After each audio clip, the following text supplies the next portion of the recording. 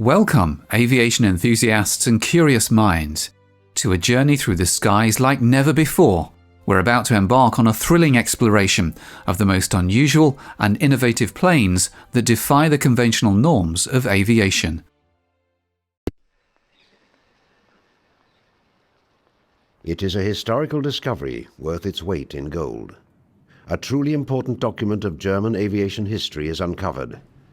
It is not found in the archives or by any secret military personnel after the war. It happens instead by accident. On an ordinary day for this factory worker, he discovers a sealed canister containing a drawing. It appears to be a blueprint for the design of an aircraft. On closer inspection, the document dates back to the mid-1920s.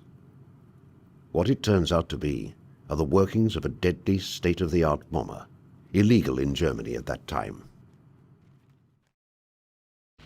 Its origins are inspired by this strangely designed plane. It may look backwards, but the logic behind the design is truly forward in thinking. It is one of the original tail-first, canard-designed planes, and the concept behind it demonstrates Germany's desire to be at aviation's vanguard. In the Ente, again the duck, late 20s, they had this design. Tail first, not really an airliner, but a few seats. The tail first design would allow you to triumph against the stall. The stall was very much a feared thing. You lose control, you crash. A canard, a tail first design, can say that if forward tail stalls, nose goes down, pick up speed, airplane stays in the air, all is well. The prototype flew around 1927-28, worked quite well. It is an unconventional design by an unconventional designer. Heinrich Focke is hoping to remove one of the pilot's biggest concerns since the birth of aviation, the dreaded stall factor. Thus, the design is catching the attention of aviation enthusiasts from around the world. Innovative as the F-19 may be, it is not without its flaws. Eventually, it crashed.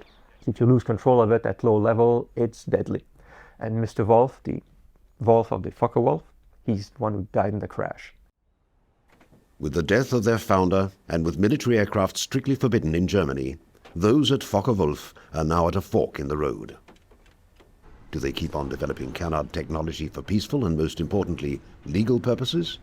Or do they risk both the company's future and their freedom by turning it into a deadly weapon of force?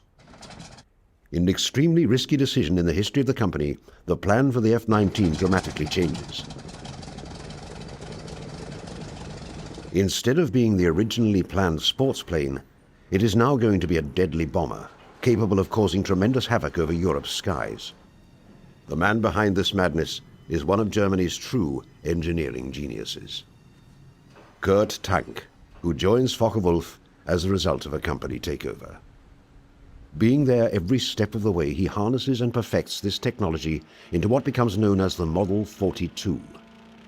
The source of funding for this ambitious project in an economically starved country is still unknown. However, there is one thing for certain. Germany's quest to rule the skies is something neither military defeat nor monetary limitation can stop. Tail-first design was developed for a number of reasons. If you have a canard configuration, you have a very thin nose because your engine is behind the pilot. You can technically, at least in theory, increase speed with the same amount of power, which is good for combat aircraft. Also, because you have a fairly thin nose, you can improve, to a certain extent, pilot visibility. When completed, this aircraft, powered by BMW's V12 engines and possessing a maximum speed of 200 miles an hour, is for Germany both her sword and shield. Any potential enemy will think twice about pushing around a Germany possessing an arsenal of aircraft carrying 20 200-pound bombs on board. More importantly, if Germany desires to reclaim her lost territories following the Treaty of Versailles, the Model 42 can put immense fear into both Europe's citizens and industries with its capability of causing enormous destruction. As testing rapidly advances, ironically, the rug is pulled from underneath them by neither pacifists nor neighboring European powers, but by the most militaristic regime in history. As Hitler's Nazi Party comes to power in 1933, the newly installed Chancellor's main interests are in maintaining and consolidating his power. An illegal aircraft project, if discovered, could be the end to his fragile rule. As a result, the project dies alongside German democracy. Although the Model 42's future is ended with the single stroke of a pen, the concept of canard technology lives on. Focke-Wulf obeys the government's decision, but at the same time rapidly develops what is known as short takeoff and landing technology. One of its crown jewels is the FW-61, the world's first fully controllable helicopter. Its creator, Professor Heinrich Focke's, much like his German predecessors, symbolizes that an idea can never be defeated, no matter what obstacles it may face. Had this bomber plane been approved for production on a massive scale, one can only imagine what impact it would have had on the Second World War. It is one of the conflict's greatest what-ifs. In fighting both Britain and the Soviet Union, it might well have tipped the scale in favor of Germany. The Model 42 thus may have resulted in a soaring victory and changed dramatically the outcome of the war in Europe.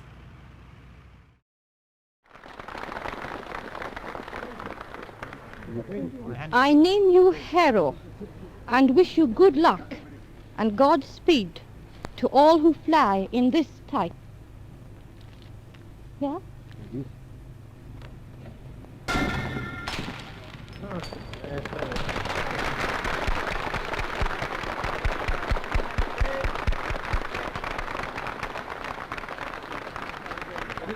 Thank you very much. Despite the enthusiasm at Handley Page, the mood in England at this time is anything but cheerful. By 1937, the drums of war are beginning to be heard across the nation. Never has this been more evident than at these factories, where the Harrow is being introduced in an attempt to showcase Britain's military power. Unfortunately, it is technologically years behind the now cancelled Model 42. With $400 million being spent on aviation in a single year, the government assures its citizens that they have nothing to fear with this powerful weapon on their side. However, the question remains as to whether these bombers can stand up to the growing German threat.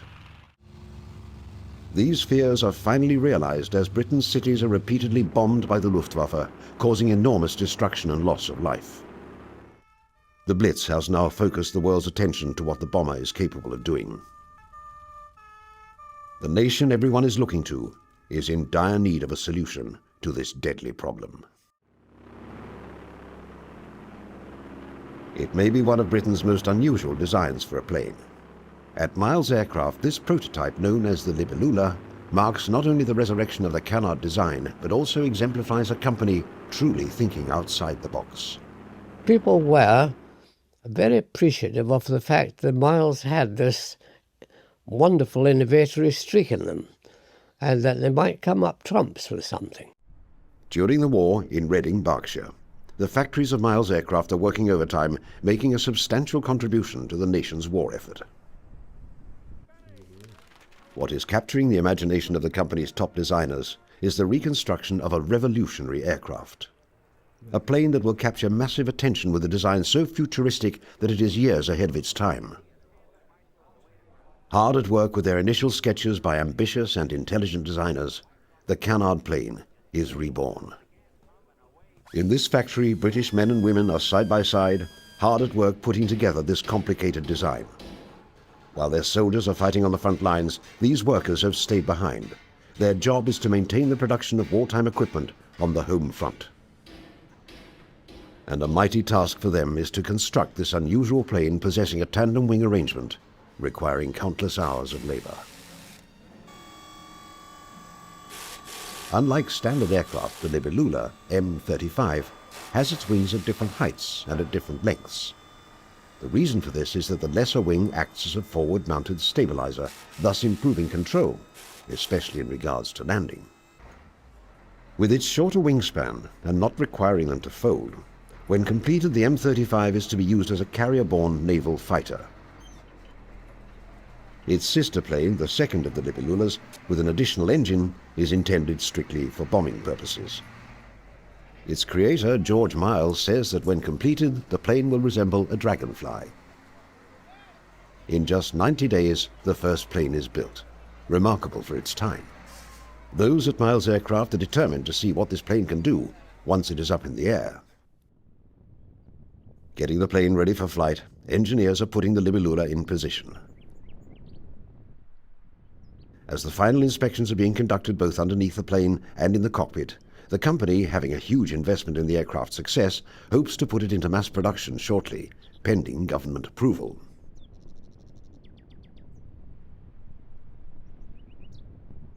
Possessing a tricycle landing gear, the intent is to achieve complete stability when landing.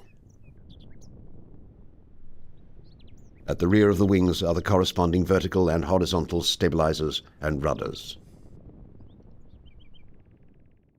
Once in the air, the plane is able to fly at 160 miles an hour and climb at a rate of 1,100 feet a minute. Its canard features lend the aircraft well to both high and low-speed flight. With all of its advantages, however, the Libellula is not without its drawbacks. So the Libellula, the problem was to control the aircraft for takeoff and landing. It had 2 sets of flaps with 5 settings for each set. So you had a potential 10 combinations. This was difficult because getting the right combination was one thing, because every time you changed the combination, it had some effect on the controllability of the aircraft. And it was really impractical. Complexity becomes its Achilles heel. And despite the optimism from those involved in both the flying and the making of the plane, the military situation at the time dictates that the Libellula must come in for a political landing. In many ways, it is surprising that both versions of the design never go into mass production. However, its fate, similar to that of the Model 42, rests not on the aspiration of its designers, but on external circumstances. Britain, now with the United States and the Soviet Union as allies, is turning the tide against the German war machine. As a result, the demand for the Libellula evaporates. With prospects for the canard design now looking all but dead, miraculously, it once again is resurrected. This time, however, it is not done by any European power. Instead, it is done across the Atlantic Ocean, in America, the birthplace of aviation. Here, the canard design is reincarnated. The United States, referred to by Japanese Admiral Yamamoto as the sleeping giant, has awakened. Having an industrial capacity second to none, geography is the country's greatest asset. A massive labor force working uninterrupted, without fear of factories being bombed, is Uncle Sam's greatest advantage. And aircraft production is no exception. In terms of quantity, the United States is the undisputed champion. No European nation can even come close to their rate of production. However, while the country leads in quantity, it is quality that one aircraft company aspires to excel at. But there was definitely a potential there. So Lockheed started to look at what kind of airplane could be designed around a turbine engine for high-performance aircraft. It is Lockheed who believes it has the jet-powered solution for the fighter. One of its most secret projects of the war is the L133 prototype, which is tested to see if this new technology can be harnessed into something tangible for the United States military. Thus, the canard design, an important component of the project, rises from the ashes.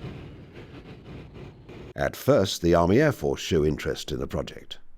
The emerging military-industrial complex, however, dictates the final decision, with it becoming a case of quality versus quantity that ultimately determines the project's future. They looked at it and sort of, well, this is all very interesting, but you have an engine that's a wee bit on the complicated side, and you're producing Hudsons for the Brits, Lightnings for us, you're producing light transport aircraft, and in some cases, like Lightning, for example, your deliveries are good, but may not be quite as good as we would like them to be. And you want to get involved in the design of a new type of engine and a new type of aircraft. Please slow down. Our enthusiasm is not necessarily there. With war raging on in both Europe and the Pacific, a policy of producing what is known and reliable is enacted. Every second must be accounted for. With the possibility of the model not functioning properly, precious time must not be spent testing the unknown.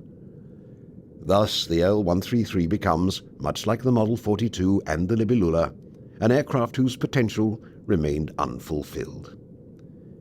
There is no doubting, however, with its state-of-the-art technology, the development of the L133 would have brought canard technology to a new level. It is the right place, just not the right time for Lockheed. To the employees at Curtiss-Wright and canard enthusiasts, deliverance has arrived with the XP-55, known as the Ascender. With the main wings located at the tail end of the fuselage, it is certain to attract attention due to its unique design.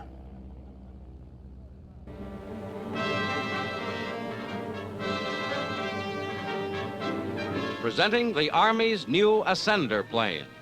With its elevator controls in the nose and its motor and propeller in the rear, this push-propelled fighter reverses conventional airplane design. Developed experimentally as the XP-55, the new plane gives forward vision for the pilot and a clear path for his gunfire. In action, the darting tail-first Ascender seems to fly backwards.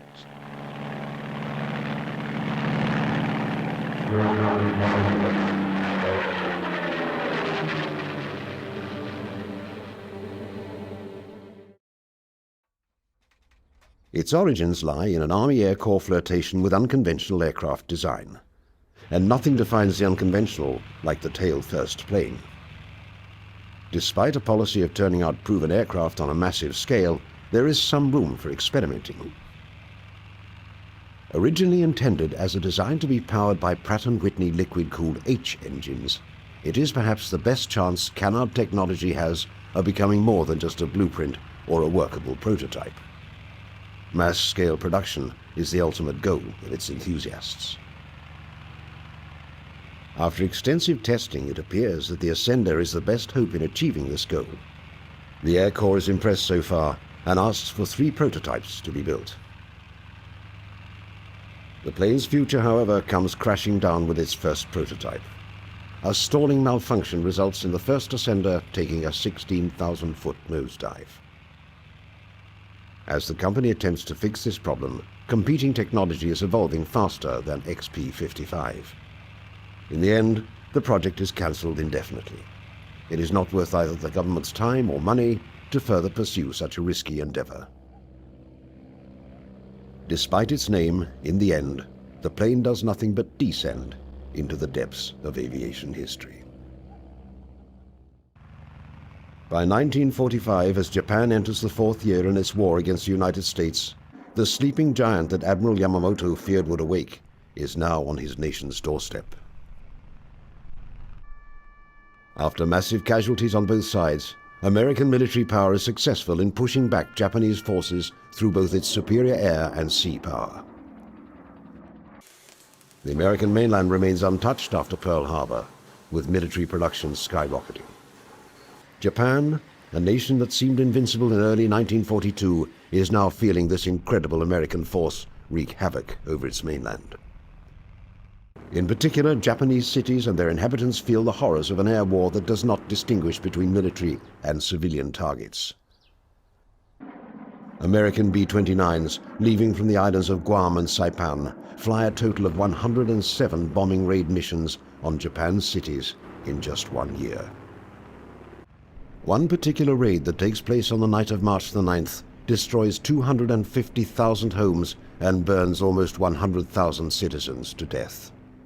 In General MacArthur's historical report, he writes that the effect of these raids rocked the nation to its very foundations. With each passing month, the casualties keep escalating, with nearly 3 million people killed. Mass famine is spreading, with an estimated 10 million people suffering from serious malnutrition. Japanese Admiral Matomi Ogaki, writing in his diary on June the 18th, asks, "Does the enemy intend to destroy all of the cities in this country?" General Curtis LeMay, a key architect of this bombing strategy, pledges to bomb and burn them until they quit. The only problem for LeMay is that with a schedule of approximately 16 burn jobs on urban industrial areas every 3 to 4 days, by mid-August, American bombers will run out of cities to destroy. Japanese air forces are proving incapable of preventing this mass destruction of their homeland. A carrier raid in March of 1945 results in 161 out of 193 Japanese aircraft being shot down by American forces. Vice Admiral John S. McCain pledges to hunt down and destroy every damn plane in Japan. Despite the much-feared kamikaze tactics being employed by Japanese pilots, American military leaders are no longer planning the possibility, but the eventuality, of Japan's surrender. The maps being used by both the Joint Chiefs of Staff and the President show that whether it is through a ground force invasion or through the dropping of an atomic bomb, Japan is a nation on the brink of defeat. The only decision being made by the political and military leaders of the United States is which course of action they should embark on in order to achieve the goal of an unconditional surrender. To those Japanese military leaders who are in their last throes, their hope is to develop a highly maneuverable interceptor plane to act as an antidote against American B-29s. The Shinden aircraft, developed by Kyushu, is the only aircraft with a canard designed to be ordered into quantity production during the Second World War. Equipped to hold one pilot and having a wingspan of 36 feet, armed with 4 30mm cannons and a top speed of 466 miles per hour, in addition to its important canard features, the Japanese military is hoping the Shinden holds the answer to solving the problem of the B-29 bomber. Work begins in June of 1944 to develop this plane, whose name translates to Magnificent Lightning. By now, however, time is not something Japan has on its side. Although the first prototype of the Shinden flies on August the 3rd, it is simply too late to prevent a devastating American attack. 3 days after it is tested, the first atomic bomb is dropped on Hiroshima.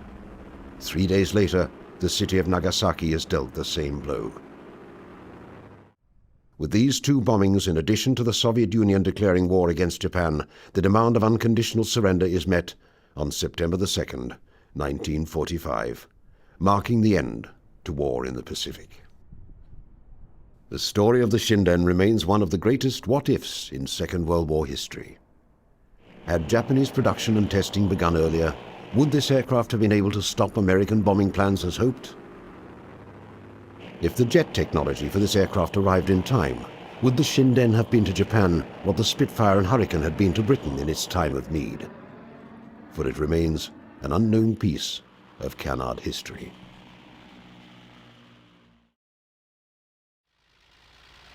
The canard design, with its origins dating back to the Wright brothers and their first flight of 1903, is a story of aviation constantly having to overcome the barriers and obstacles put in its way. It is a story of emerging and innovative technology locking horns with the politics of its time. Whether it is a result of a new government taking power, the policies of production, or of a country in desperation, canard technology never soars above these barricades in the first half of the 20th century. There is no doubting, however, what canard technology represents in the history of aviation. It symbolizes the innovative spirit, and it symbolizes the proud heritage of aviation. The canard design is to be remembered through its planes and by the people that created them. The Miles aircraft concern conceived the M39 Libellula during the early 1940s, amid the turmoil of World War II. Initially, the concept aimed to simplify landing aircraft on carrier decks, addressing visibility challenges caused by forward-mounted engines and large wing mainplanes. A novel tandem wing arrangement was pursued to mitigate risks, resulting in a series of concepts explored by Miles during the war. The overarching term for these Miles designs was Libellula, named after the taxonomic family of the dragonfly. The groundwork for this project began with the M35, essentially a technology demonstrator for a single-seat naval fighter. Miles pursued this endeavour independently, using the tandem wing setup to reconfigure the centre of gravity found in conventionally configured military aircraft. In a brief span of 6 weeks, Miles engineers introduced the M35. This aircraft was equipped with a single de Havilland Gypsy Major air-cooled inline engine, boasting 130 horsepower. During testing, the engine exhibited temperamental behavior and longitudinal control was problematic. Nevertheless, this design provided valuable insights into the unconventional arrangement, contributing to future developments in the field. Building on this knowledge, a new design emerged, scaled at 5/8 and designated as M39B. This single-seat demonstrator featured a pair of de Havilland Gypsy Major IC air-cooled inline engines, each with 130 horsepower, showcased in outboard nacelles beneath the rear wing mainplanes. The frontal mainplane was now positioned low against the sides of the cockpit, and the fuselage boasted a finely contoured shape from nose to tail. The undercarriage transitioned to a traditional tricycle configuration. Given the larger scope of the M39B project, its dimensions were appropriately increased. The wingspans now measured 25 feet at the front set and 37.5 feet at the rear. The overall length extended to 22.3 feet, and the maximum weight rose to 3,200 pounds. As constructed and tested, the M39B achieved speeds of up to 166 miles per hour thanks to its twin-engine setup and tandem wing approach. The maiden flight for the M39B occurred on July 22, 1943.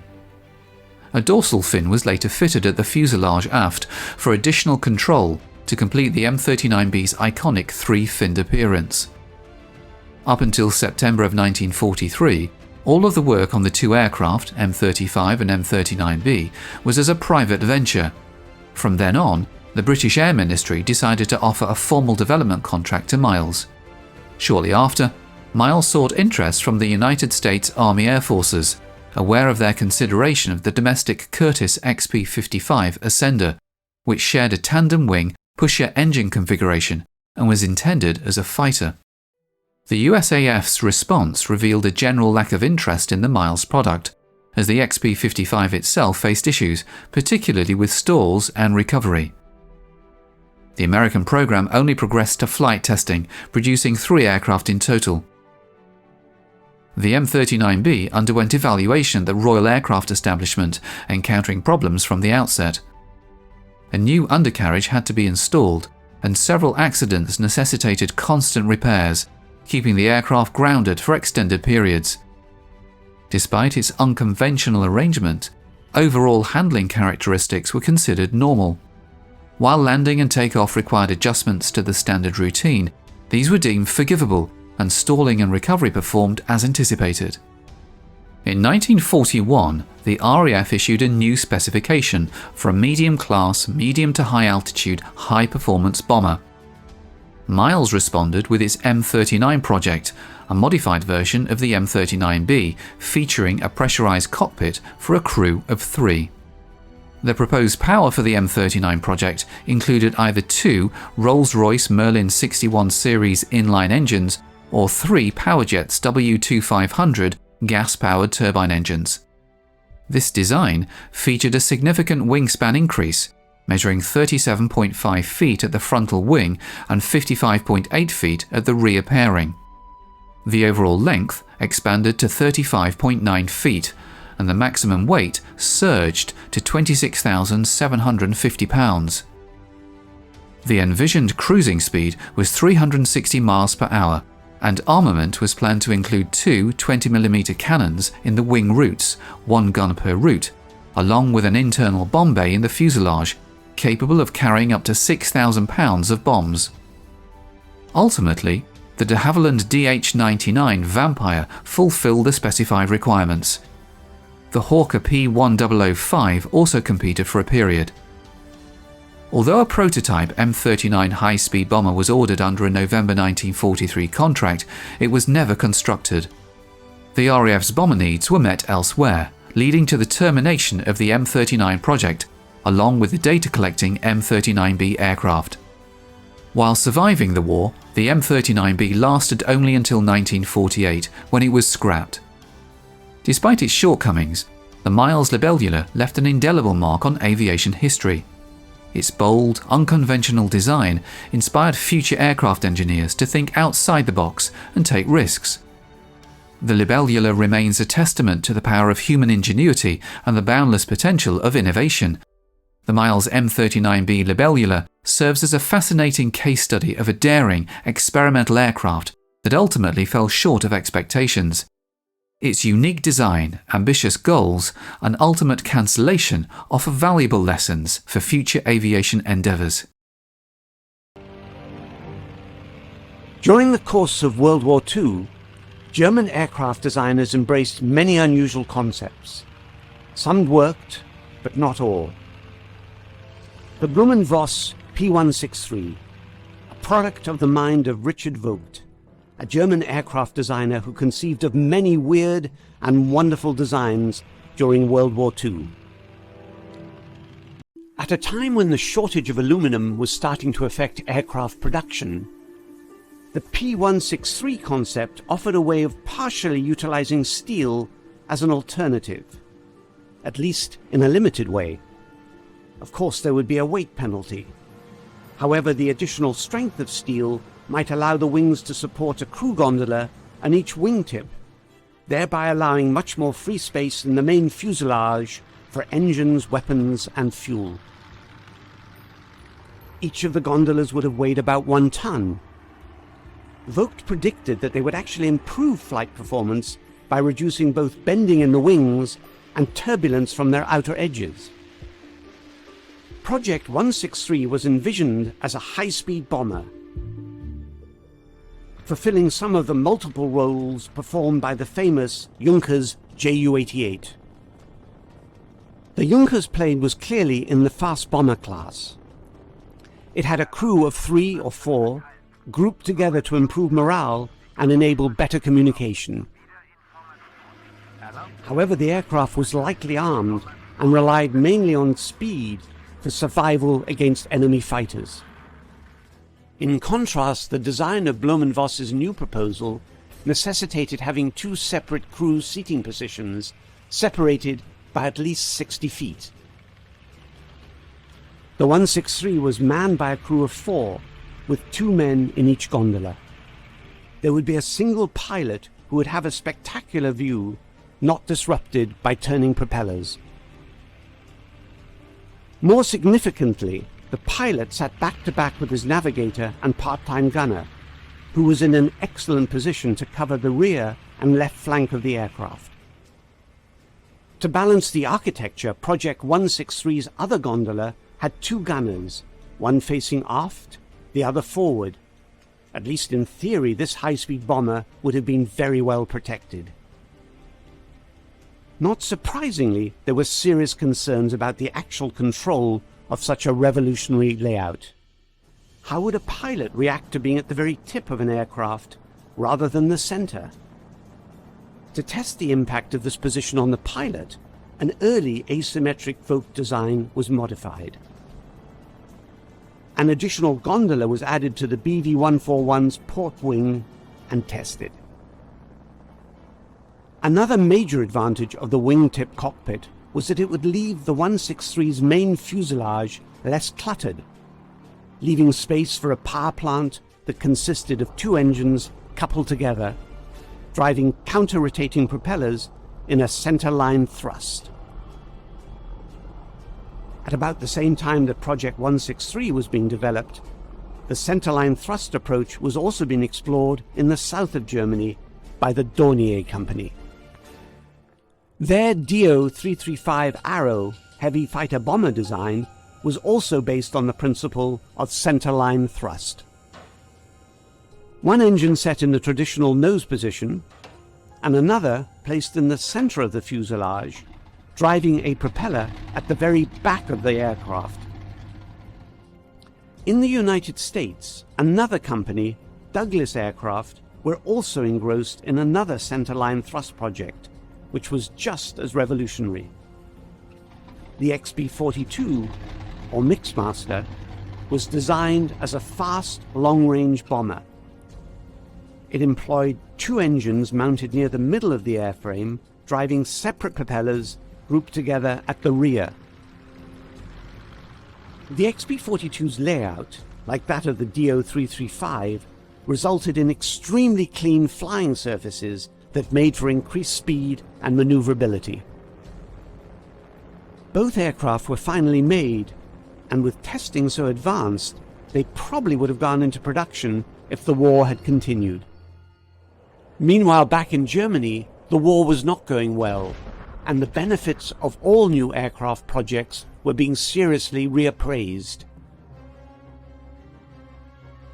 Although it was reasonable to assume that Blohm and Voss had a design that would be the equal of the Junkers Ju-88 in speed and range, and it would also have offered considerably more defensive gunnery, there was still caution about the practicality of the crew positions. How would pilots feel about such an unusual design? The acid test would be the adapted 141 asymmetric plane. The standard BV-141 actually worked quite well. The addition of yet another gondola at the very tip of one wing made the aircraft even more bizarre looking, but it served its purpose and apparently proved that the wingtip cockpit arrangement was workable. However, workable just wasn't enough. Project 163 was cancelled before a prototype was built. There would be no armadas of this unusual-looking aircraft flying over enemy targets, and the addition of another gondola at the very tip of one wing did not turn it into a swan. But it served its purpose and apparently proved the wingtip cockpit arrangement was acceptable. Another factor behind the decision to cancel the 163 was its performance. It simply did not offer any major improvement on what was already proven and available. But performance was not Richard Vogt's primary objective in designing the 163. His goal was to find a way of substituting steel for aluminum, which at the time was in short supply. But as the war progressed, not only aluminum, but all materials in Germany were in short supply. But Richard Vogt's revolutionary concept would later be vindicated by the United States Air Force. In 1949, the Northrop F-89 Scorpion was finally selected by Air Defense Command as its mainstay all-weather interceptor. It was to be armed with cannons, but the A, B, and C models displayed structural problems in the wings, and there were some losses. In 1954, the D model entered service. This had a much strengthened wing and a huge pod mounted on both wing tips. Each pod contained 52 Mighty Mouse rockets. The F-89D became the main production version of the Scorpion, and perhaps supported Vogt's theory on wing bending and turbulence. The post-war B-17 clearly demonstrated the benefits of Vogt's wingtip theory. We had a B-17 there that had a crew position on a right wingtip. The reason they did that was to develop central gun control. They had this on the V-29, however it wasn't on a wingtip, but that was what the airplane was built for. However, the war was over and everybody forgot about that, except the Aeromed people thought, oh, what a wonderful thing to find out what it is like to roll an airplane if you're not on the roll axis. Everybody said it didn't make any difference, but they insisted on doing it, and they built a cockpit in that position out there using the formation stick, which was worked through the autopilot, and you could fly the airplane from this position out on the wingtips. I got to fly it. The one thing you did learn was, you know, when you're in turbulent air, you keep seeing the wings flap up and down. That's not exactly what's happening. The wings tips are more or less steady. It's the fuselage that's moving up and down. And you could sit out there on that wingtip and jiggle the formation stick longitudinally and make the people in the airplane sick, and you were hardly moving. But you didn't do it too much because they'd get mad at you and get even with you later. Yeah. In recognition of his genius, Richard Vogt was invited immediately after the war to work in America. He contributed to many designs, including the ambitious Tiptoe project and its many variants.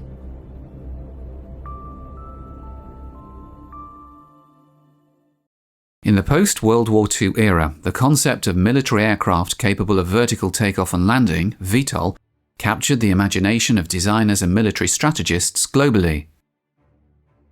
The increasing performance of land-based jet aircraft necessitated longer runways, which in turn presented vulnerabilities. A single conventional bomb on a runway could incapacitate an airbase and its aircraft. Naval aviation faced similar challenges, as aircraft carriers were susceptible to attacks. Despite the number of combat aircraft a carrier could operate, any damage to the vessel rendered its air power ineffective.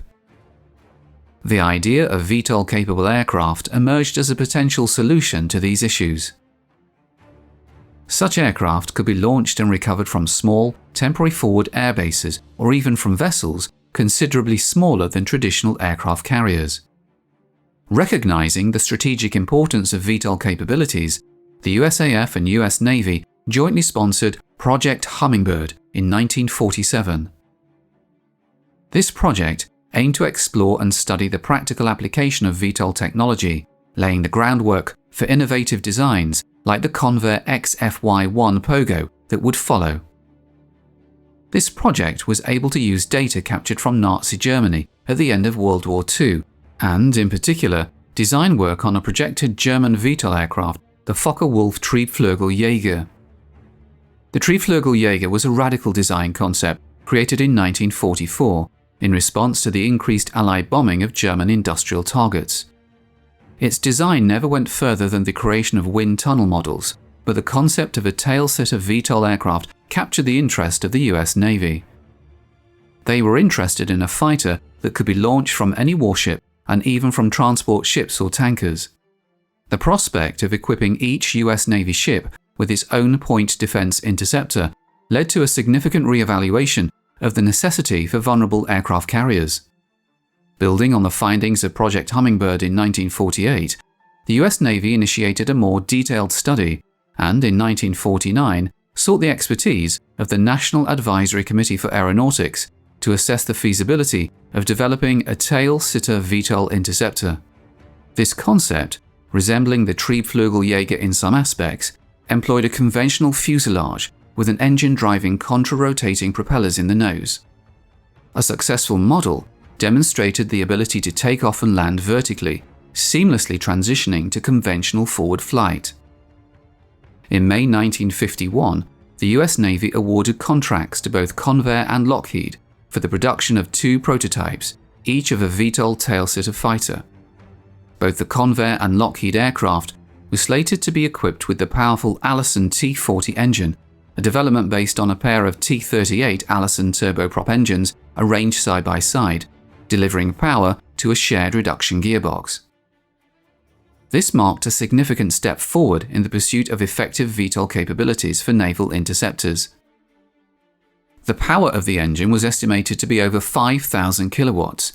In comparison, the Pratt & Whitney radial engine fitted to the Vought F-4U-4 Corsair, then in service with the US Navy, provided around 1,700 kilowatts. The pilot's seat was able to rotate through 45 degrees to allow it to be used comfortably in both vertical and horizontal flight. No armament was ever fitted to the XFY-1, but this was expected to take the form of either 4 20mm cannon fitted in the wing's outboard of the massive propellers, or a pack containing 48 folding fin unguided aerial rockets. The first XFY-1 prototype reached completion in early 1954 and underwent testing in a fixed vertical stand at Lindbergh Field in San Diego. The performance in this setting was satisfactory, prompting the decision to proceed with the next phase of development, involving tethered and untethered flight testing. The second prototype was transported to NAS Moffett Field near Sunnyvale, California, where a specially designed tethered test rig was set up in the colossal Hangar No. 1. This historic hangar, originally constructed in the 1930s, once housed the US Navy airship USS Macron. The rig featured a motorized reel attached by cable to the XFY-1 propeller hub, providing a means for emergency reeling to swiftly return the aircraft to an upright position. The challenging task of determining whether the XF-Y1 could actually fly fell to Lieutenant Colonel James F. Skeets Coleman, a US Marine Corps Reserve pilot and engineering test pilot for Convair. Tethered flights were conducted with assistance from Convair flight test engineer Bob McGreary, who controlled the tether mechanism, ready to pull the XF-Y1 upright in case Coleman lost control. Coleman faced the daunting responsibility of testing an aircraft that was both radically different and potentially hazardous, making his role as a test pilot exceptionally challenging. In November 1954, Lieutenant Colonel James F. Skeets Coleman achieved a significant milestone by executing the first transition to horizontal flight in the XF-Y1. Remaining in conventional forward flight for over 20 minutes, he safely returned the aircraft for landing. The XF-Y1, powered by significant thrust in a compact and streamlined airframe, proved to be remarkably fast. Even with throttles at their minimum setting, the aircraft cruised at speeds exceeding 300 miles per hour. During level flight, it often surpassed the conventional chase aircraft assigned to monitor its progress. The absence of speed brakes or spoilers made landing at these high speeds particularly challenging. To address this, Coleman developed a unique landing technique. Approaching the landing field at around 300 miles per hour, he would pull the stick all the way back when close to the landing point, causing the XF-Y1 to enter a vertical climb. As the speed decreased, he carefully added power until the aircraft reached a hover at an altitude of around 1,000 feet. Then, while looking over his shoulder at the ground, he gently reduced power during the descent.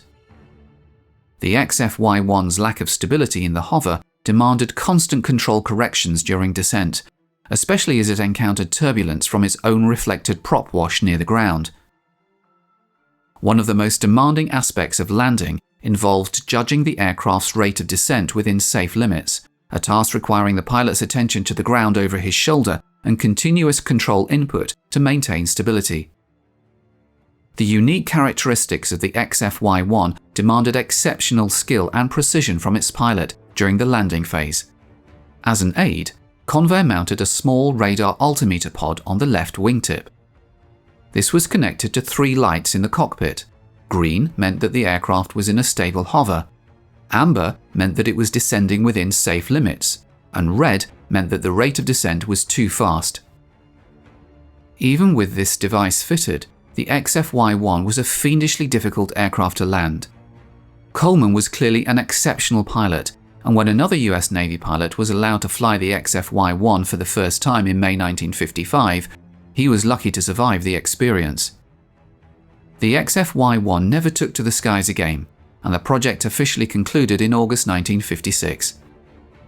Lockheed's XF-V1 tail-sitter 2 was abandoned without achieving vertical takeoff or landing. From a strictly technical standpoint, the XF-Y1 demonstrated success. It executed numerous flights, showcasing its ability to fly conventionally and to perform vertical takeoffs and landings. In this limited sense, it marked the first successful military VTOL aircraft. However, as a potential operational aircraft, the XF-Y1 faced insurmountable challenges. Landing safely was an exceedingly difficult task. Lacking automated flight stabilization in the hover, it demanded constant corrections from the pilot, who also had to closely and continuously monitor descent rate, position, and attitude. The second critical issue leading to the project's cancellation was performance. By the mid-1950s, jet interceptors capable of exceeding Mach 1 were being produced. In just a few years, operational aircraft would achieve Mach 2 capabilities. Despite the formidable power of its turboprop engine, the XF-Y1 could never reach even Mach 1. This limitation placed it at a distinct and insurmountable disadvantage as a combat aircraft, making its operational viability untenable in the face of evolving technological standards.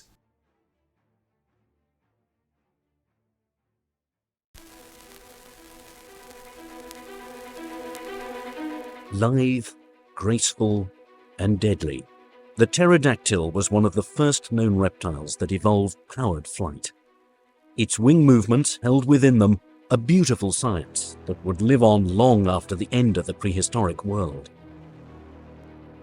But out of the remnants of that distant past, one 20th century inventor created a method of flight that would change aviation's future. In the designs of Geoffrey Hill, the swept-wing tailless plane would not fly as a machine, but in the same style as a living animal. And the pterodactyl would find life again in a new man-made body, but would soar above the earth just as it always had.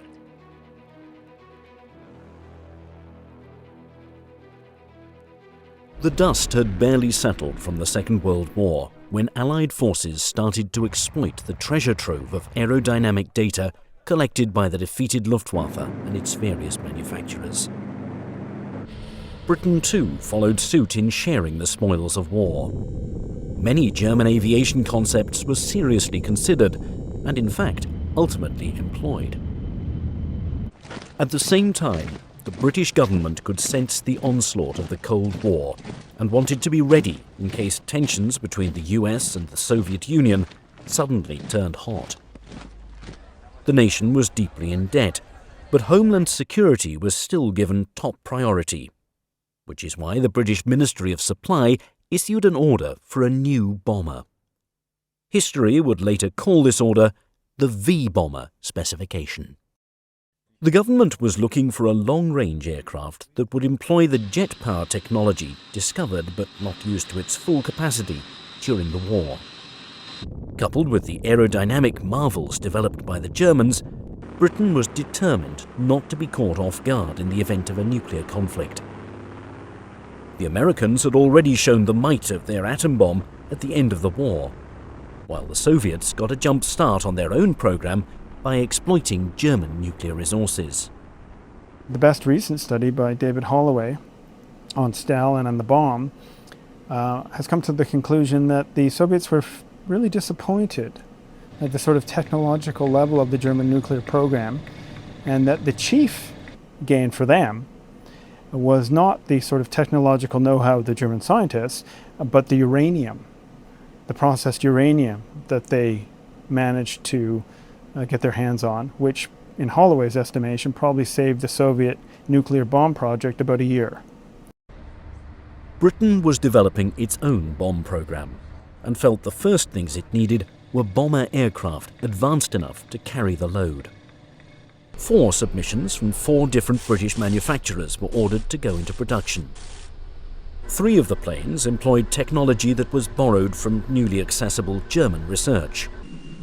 Because of them, history would look back on this era as the golden age of British bombers, where grace, beauty, power and efficiency were all ingredients used to produce the majestic aircraft of Britain's V-bomber force: the Vickers Valiant, the Avro Vulcan, and the Handley Page Victor. Of these 3 bombers, the Valiant had the least sophisticated design, but was the first to see flight time, with a prototype taking off in 1951. This was a conservative but cleanly built aircraft and could accommodate a 10,000-pound bomb. In fact, the very first British atomic weapon, a live Blue Danube, was dropped during a 1956 test in Australia using the Valiant B-1. Despite being the least advanced of the V-bombers, the Valiant was the first to fulfill the purpose for which it was built. In contrast, the Avro Vulcan was a sleek subsonic bomber and sported a unique delta wing configuration that set it apart. Its wingtip rudders gave it control, even while carrying 21,000 pounds worth of bombs. Of all the V-bombers, the Victor was regarded as the most futuristic and avant-garde in both looks and performance. Because it was specifically designed to quickly invade Soviet airspace, it could fly higher and faster than any of its contemporaries. Despite the defense capabilities these 3 planes gave Britain, it was interesting that none of them was 100% British. Each had its origins in the seized German research. There was, however, the 4th V-bomber submission that the government rejected as being too ambitious. It was the Short brothers PD-1, a medium-range bomber design that had very little to do with seized German technology and more with a single flying wing. To help create this advanced aircraft, the Shorts team recruited an engineer who was famed for his work in tailless plane design, Professor Jeffrey T.R. Hill. Despite Hill's involvement, the PD-1 never made it past the design stage. But it did later take on other forms and names before claiming its place in the books as the Shorts Sherpa, a highly developed unit that sported a unique swept-back wing design that Hill specifically created for this project. The fact that both the Sherpa and the PD-1 had their roots in wholly British research made it ironic that the Ministry of Supply declined to produce the PD-1. This research began a full generation before the other V-bombers were even drawn up.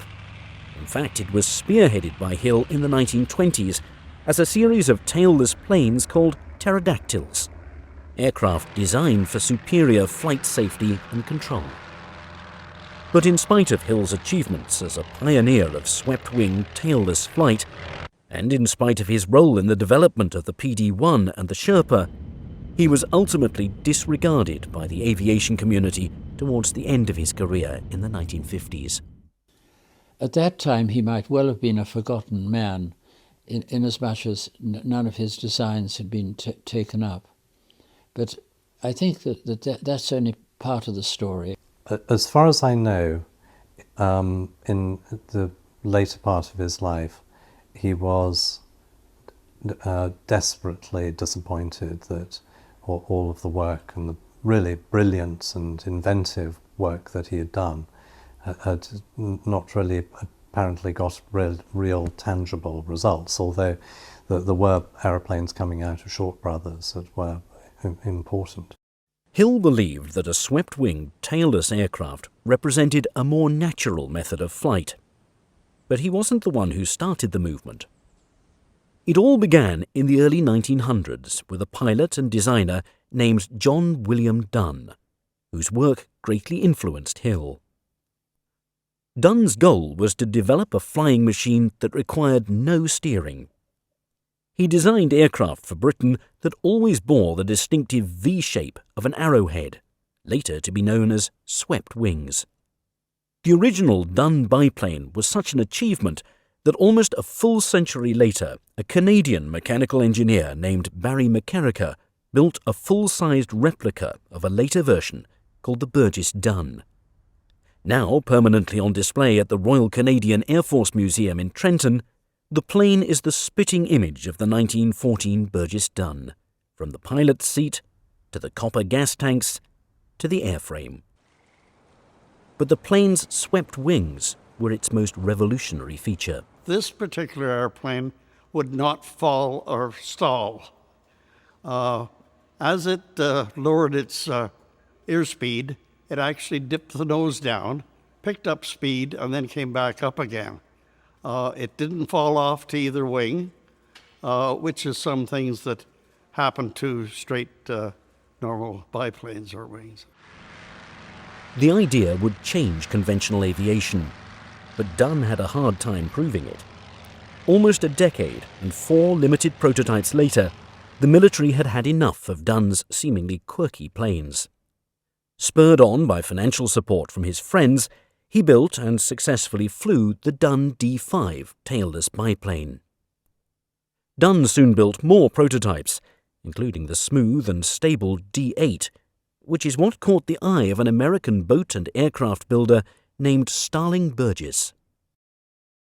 After Burgess bought the US manufacturing rights, the Burgess-Dunn biplane began its development. Its full wingspan was 47 feet, but the fuselage itself was only 26 feet long. There were 2 seats up top for the pilot and navigator, with the seat in front guaranteeing a particularly thrilling ride. There was absolutely nothing in front of the pilot except his own feet. The seaplane was about 11.5 feet tall and rested on a large float on bottom, making the whole fuselage look something like 2 canoes connected with piano wire and wooden planks. The aircraft was designed with control and handling components to add to its inherent stability. This was so the plane would appeal to military buyers, as it did to the Canadian government. During the First World War, the Burgess Dunn became the first military plane Canada ever purchased. But a rocky delivery prevented it from ever getting airborne. They got to Quebec City. They didn't have time to take the airplane apart. So they put the airplane on the top of the deck and tied it down so tightly that it wouldn't move. Well, if you get in a rolling sea, things had better move or they're going to be in, and it's exactly what happened at about, I'd say, 100 miles out or on a rough sea, and the airplane just broke up. Nevertheless, the plane's purchase was a triumph of epic proportions for John W. Dunn, who was once believed to be a failure, but will forever be remembered as the creator of the very first swept-wing, tailless aircraft.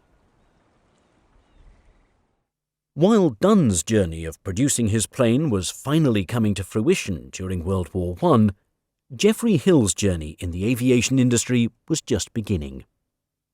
While on his honeymoon at the end of the war, he happened to look out onto a pond nearby at seagulls on the water. He couldn't help but notice how the birds could achieve a variety of gliding positions without ever losing control of their wings or flight path. Wouldn't it be ideal, he thought, if an aircraft's wings could adjust to the airflow around it, just like the wings of a bird? He soon got the chance to put his newfound inspiration to the test, and fittingly enough, it took on the name of a prehistoric bird, the pterodactyl. After a brief stint working as a test pilot, Hill won a 3-year research scholarship, which gave him free rein to develop his ideas. Living just outside Farnborough at that time, he spent his days outside building his very first prototype by hand. His wife, May, also helped out by stitching canvas for the wings and lending her husband a hand when he needed it. One day in 1923, the president of the Royal Aeronautical Society, Colonel Alec Ogilvie, dropped by with a financial vote of confidence for the struggling engineer. And he came and sat in the kitchen, and he said to Geoffrey, "How are you off for money?" And Geoffrey said, "Pretty short. It's getting pretty short, sir." So Colonel Ogilvie reached in his pocket and produced a £50 note, and that was big money in those days. And he said, "Will this help?" "It certainly will, sir," my father replied. Colonel Ogilvie said, let me know how you get on, because I want to come and watch you fly it." And Geoffrey said, "Well, there are plenty of other people who might like to fly it." And Colonel Ogilvie said they're all absolutely scared stiff that they're going to be chosen to fly it, and they're unhappy about whether it will fly or not. So Geoffrey said, "Well, we'll see, and I'm prepared to be the first to fly." So that was really the story of the Pterodactyl Mach I. Hill stayed true to his word to be the first to fly the aircraft. He first got it airborne on New Year's Eve of 1924 and tested it again several times throughout the following year. It was soon ready for the King's Cup Air Show, where the unusual creation caught the eye of both the King and Queen. They thought it was curious that the aircraft looked so much like a bird, and were even more interested to see how it flew. And they weren't the only ones who were impressed when it took to the air. The head of Westland Aircraft at that time was Sir Ernest Petter, who didn't just notice the pterodactyl because it was oddly shaped, but because it was the one plane in the show with no tail. In almost no time, Hill was named Westland's tailless aircraft designer, and the family moved into a house in Yeovil, which would be their home for the next 8 years.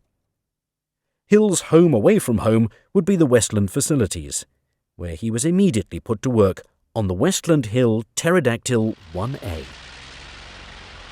It was a 2-seater monoplane with a greatly streamlined design and a 75 horsepower engine tucked in the back.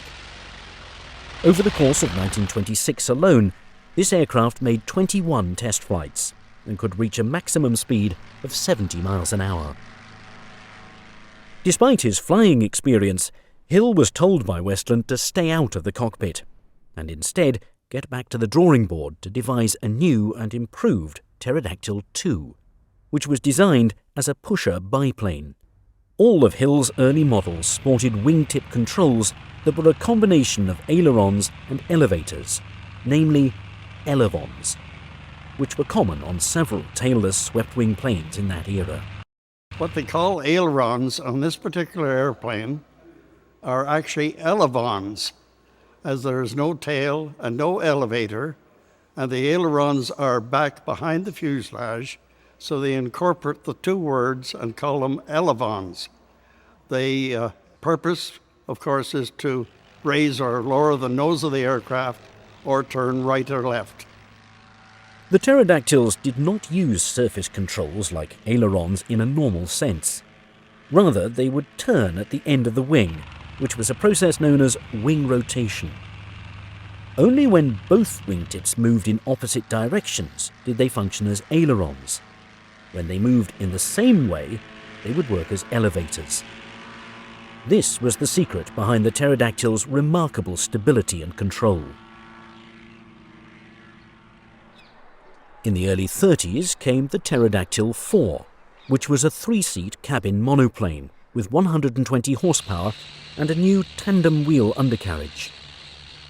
This model boasted even better control than its predecessors because it was fitted with vertical rudders instead of the usual horizontal rudders. There was also a new gear installed that made it easy to manually vary the aircraft's wing sweep. While Hill was still planning the Mach 5 version, the Air Ministry specification for which the pterodactyls were built was cancelled. Hill paid no mind to this small setback and continued designing. But the seemingly small setback would be followed by a much larger one.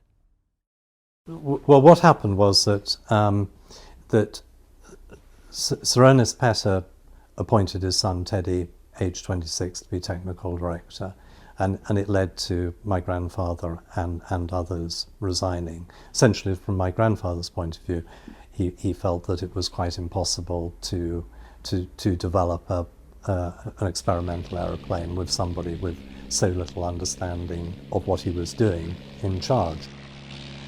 Coincidentally, Hill received an offer from University College London of a professorship in the Department of Mechanical Engineering. He took the job, but remained a part-time consultant at Westland as a favour to Sir Ernest Petter. However, this arrangement ended when he learned of the blow Teddy dealt to the pterodactyl project. It was Teddy Petter who actually wrote to the War Ministry, as I understand it, to suggest that the pterodactyl program should be scrapped, and so it was. And I think that my grandfather, it was a really bitter blow to him. By that time, he'd really devoted anything up to 15 years of thinking about how to design a plane in this way, and I think he must have felt that it had come to nothing. Teddy Petter wanted the company to go after more lucrative government contracts instead of spending time and money on independent research. That decision may have hurt the pterodactyl, but was a shrewd business move that was ultimately good for Westland. The first specification the company pursued after Teddy took the helm in 1934 was for a military observation plane, which gained notoriety as the legendary Westland Lysander. Now that the pterodactyl's development was abandoned, Hill dedicated himself to teaching at University College London for the rest of the 30s. But he again got the chance to employ his tailless principles on an aircraft when the British government sent him to Canada for 2 years during the Second World War. The Allies did not have the upper hand in battle in 1942, and the UK felt it needed better technology. So the Ministry of Supply assigned Hill to a glider project at the National Research Council in Ottawa, where he designed and tested another tailless aircraft. Informally called the NRC Pterodactyl glider, it clocked about 105 hours in the sky by the end of its testing period, and travelled 2,300 miles, clear across Canada. Although Hill was technically based in Ottawa, his work took him all over the continent. In fact, Hill did a lot more than his official job title suggested, and for employers other than the Canadian government. He was known as the Senior Scientific Liaison Officer. He was very proud of the title because he said it doesn't mean a thing. So I asked him, what did it involve? And he said, well, I go around the different aircraft manufacturers and help them with their sums. Helping with their sums was really a cover-up, because all the time he was working with Boeings, and they were thinking ahead long after the war. Where do we go to from here? While working with American manufacturers, Hill met another pioneer in flying wing technology, Jack Northrop, and built a solid rapport with the American aircraft engineer. Focusing on the flying wing was a wise instinct for both men, as the high-wing, tailless monoplane style of aircraft was poised to make a comeback. Although Hill's talents were not always appreciated by the aircraft companies in his native land, the Americans were quite taken with his skills and knowledge. This led to a lucrative offer at the end of the war that would have completely changed Hill's professional life. My mother suggested that Boeing's wanted him to join them as their chief designer at the end of the war. And certainly I believe there were conversations about that, and he was trying to entice, he would have unlimited travel for him and his family between the UK and Seattle. And of course, had he worked for Boeing's, the world would have been his oyster in terms of his ability to develop ideas. And so inevitably there is a sense, that here was a really remarkable man. But Hill could not bear to leave Britain for good, even if turning down Boeing was a terrible career move. Upon returning home at the end of the war, Hill was promoted to Dean of the Faculty of Engineering at University College London. By this time, the war was over, but tensions in Europe were still simmering. Germany was still a hotbed for political trouble, and the presence of the Soviet Union in that country did not help the situation. With this in mind, Britain's Ministry of Supply issued requirements in 1947 for an advanced bomber that would protect its interests should the need arise. These requirements for a very complex and cutting-edge aircraft were later known as the V-Bomber specification. However, the ministry recognized it would be difficult for most manufacturers to quickly fulfill this need. So it also put out a more simple order for a conservative World War II-style bomber that could carry a heavy load and be built much faster. Shorte Brothers of Ireland won the bid to make this four-engined aircraft called the SA-4 Sperrin, which looked more like a product of the Second World War than a contender to fly in the Cold War. The ministry thought so too, but only years later, when two prototypes were already in the works. Shorte's was formally told that the Sperrin would not go into production, but its prototypes could still be completed and tested. At about the same time that Shorte's was drawing up plans for the Sperrin in 1947, it was also readying itself to relocate to better facilities in Belfast. In addition to taking on the Sperrin, the company decided to also bid for the extremely advanced bomber aircraft that the Ministry of Supply initially ordered. This plane would be the technological opposite of the Sperrin in appearance and capabilities. But the company still needed an expert in aeronautics to help guide the process. Hill's principles were quite well known in the aircraft industry, and Shorte's felt he was the right man to call for this job. Despite his distinguished position at UCL, he tendered his resignation and made the move to Belfast. He was technically a consulting engineer for Shorte's, but oversaw several projects that others were creating. He also worked closely with chief designer David Keith Lucas, who shared Hill's great interest in tailless plane design. The fuselage of the new aircraft would more or less be modelled after the Sperrin, but the rest of the plane would be far more innovative. They proposed a flying wing configuration, so all the controls would be found on the single wing. Curiously enough, the highly swept wing coincided quite closely with German data for aircraft which could only really maximise the feature at high speeds unobtainable without jet power. By this time, jet power was being employed by at least 4 different countries. With the availability of the jet and ready access to high-speed wind tunnels, Shorte brothers used Hill's basic premise of the pterodactyl, invented almost 30 years previously, to research and design a concept known as the PD-1, a medium-range, high-speed bomber capable of carrying a weight equivalent to those of that era's atomic devices. The wing on this aircraft would still be swept, but would bear differences from the wing that Hill put on the Pterodactyl series several decades before. Jeffrey called it the isoclinic wing, which meant that you could alter the pitch of the wing at different speeds, that if an aircraft was coming into land, it could have the full use of like a fixed wing, but when it got up high, it could fold it, not completely folded back, but a few degrees, and this would improve the performance enormously. Shorte's PD-1 proposal competed with at least 3 other prime contesters, the basically conservative Vickers Valiant, and 2 highly advanced designs, the Avro Vulcan and the Handley Page Victor. Both the Vulcan and the Victor employed German aerodynamic technology, while Shorte's aircraft was entirely built upon British research of the flying wing. Shorte's held the title of being the oldest aircraft manufacturer in the world, and was very well respected within government circles and the industry.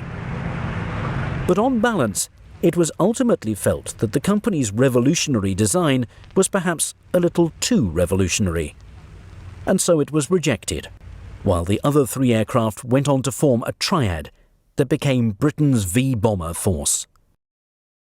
Not to be deterred, Shorte brothers continued privately in 1951 with the development of their 1/3 experimental glider model of the PD-1, which was called the SB-1. This glider was the first aircraft that actually featured Geoffrey Hill's aero-isoclinic wing, and was designed to be an inexpensive machine, which was a good thing, because the only prototype crashed after just a few months of testing.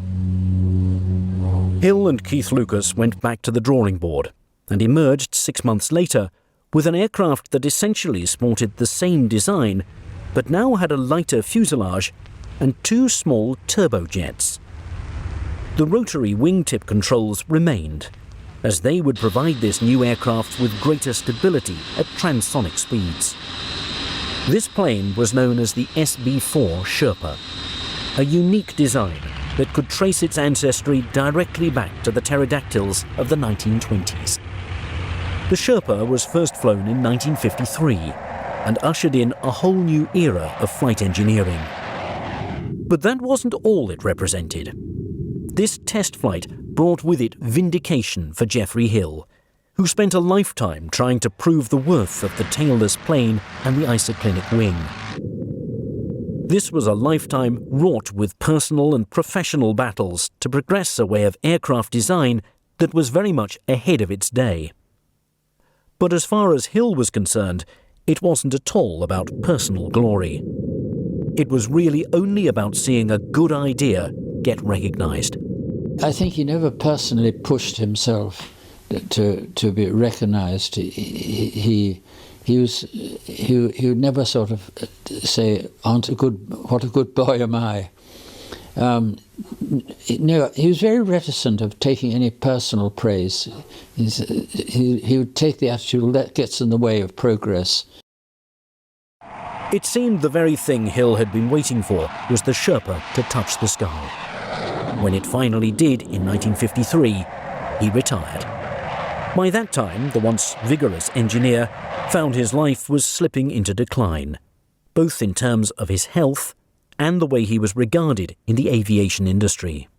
A story that sort of encapsulates this was told by Harold Penrose, again the chief test pilot at Westlands, in I think it was 1954-55, at the Farnborough Air Show. My grandfather always had a drinks party to which he invited all his old friends and so on. And Harold Penrose was running very late for getting there, but eventually got there and was very dismayed to find that there were no cars in the driveway. Anyway, he rang the bell. My grandmother answered it, and he said, "I'm so sorry, I'm late for the drinks party." And she said, "Nobody came, and Jeffrey's gone upstairs to bed, but he'd love to see you." And that was the last time that Harold Penrose saw my grandfather before my grandfather died. In many ways, it could be said that Hill was a disappointed man when he died in 1955 at the relatively young age of 60. For such a prolific engineer and designer, none of his planes ever made it into production, not even the Shorpe, which was only ever meant to be an experimental aircraft. Moreover, the project he had devoted most of his young life to, the Pterodactyls, was cut short before reaching fruition. But at the same time, Hill's goal was finally realised as the Shorpe first graced the skies in 1953. Although it was never a V-bomber, it proved the performance value and stability of the tailless plane, and truly showed the world the importance of the aero-isochronous wing. And although Hill was never a celebrated designer, it can't be denied that his work altered the flight path of aviation.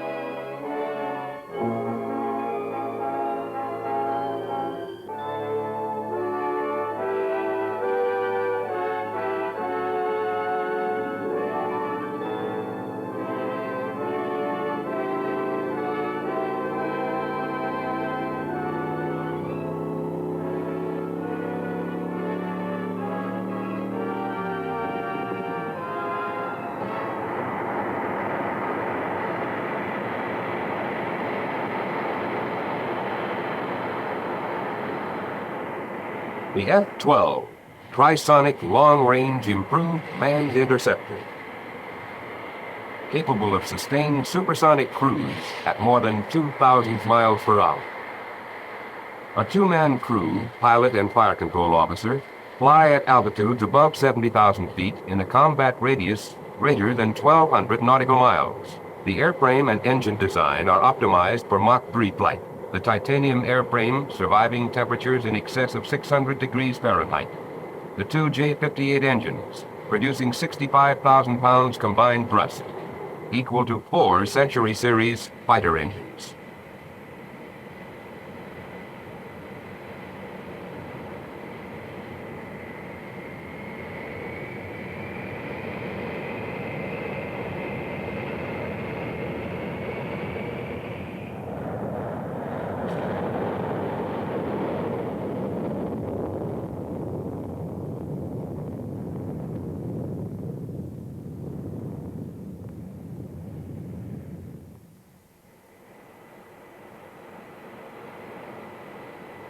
Airborne, the F-12 acts as a freelance hunter-killer. The autonomous ASG-18 fire control system, a pulse Doppler clutter-free display designed to operate in any ECM environment, is backed up by 3 Block 3 AIM-47As with an aerodynamic range 20 times greater than present air-to-air missiles.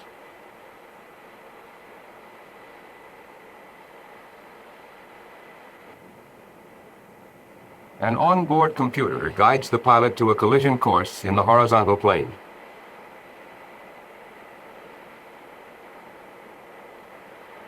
The fire control officer monitors a self-contained inertial navigation system, feeding constant positional information to the computer. The horizontal tactics indicator displays interceptor-target relationship in an extrapolated attack, acts as a navigation aid, and provides self-test instructions for the fire control system.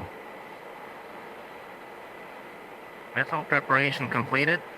Missile is good. Abbott tracking, range 75 miles. Maximum launch range in 40 seconds. Roger. The dot is set. Well to fire. Special weapon enabled. Roger. Switches are on. Roger. Range 45 miles. Firing now.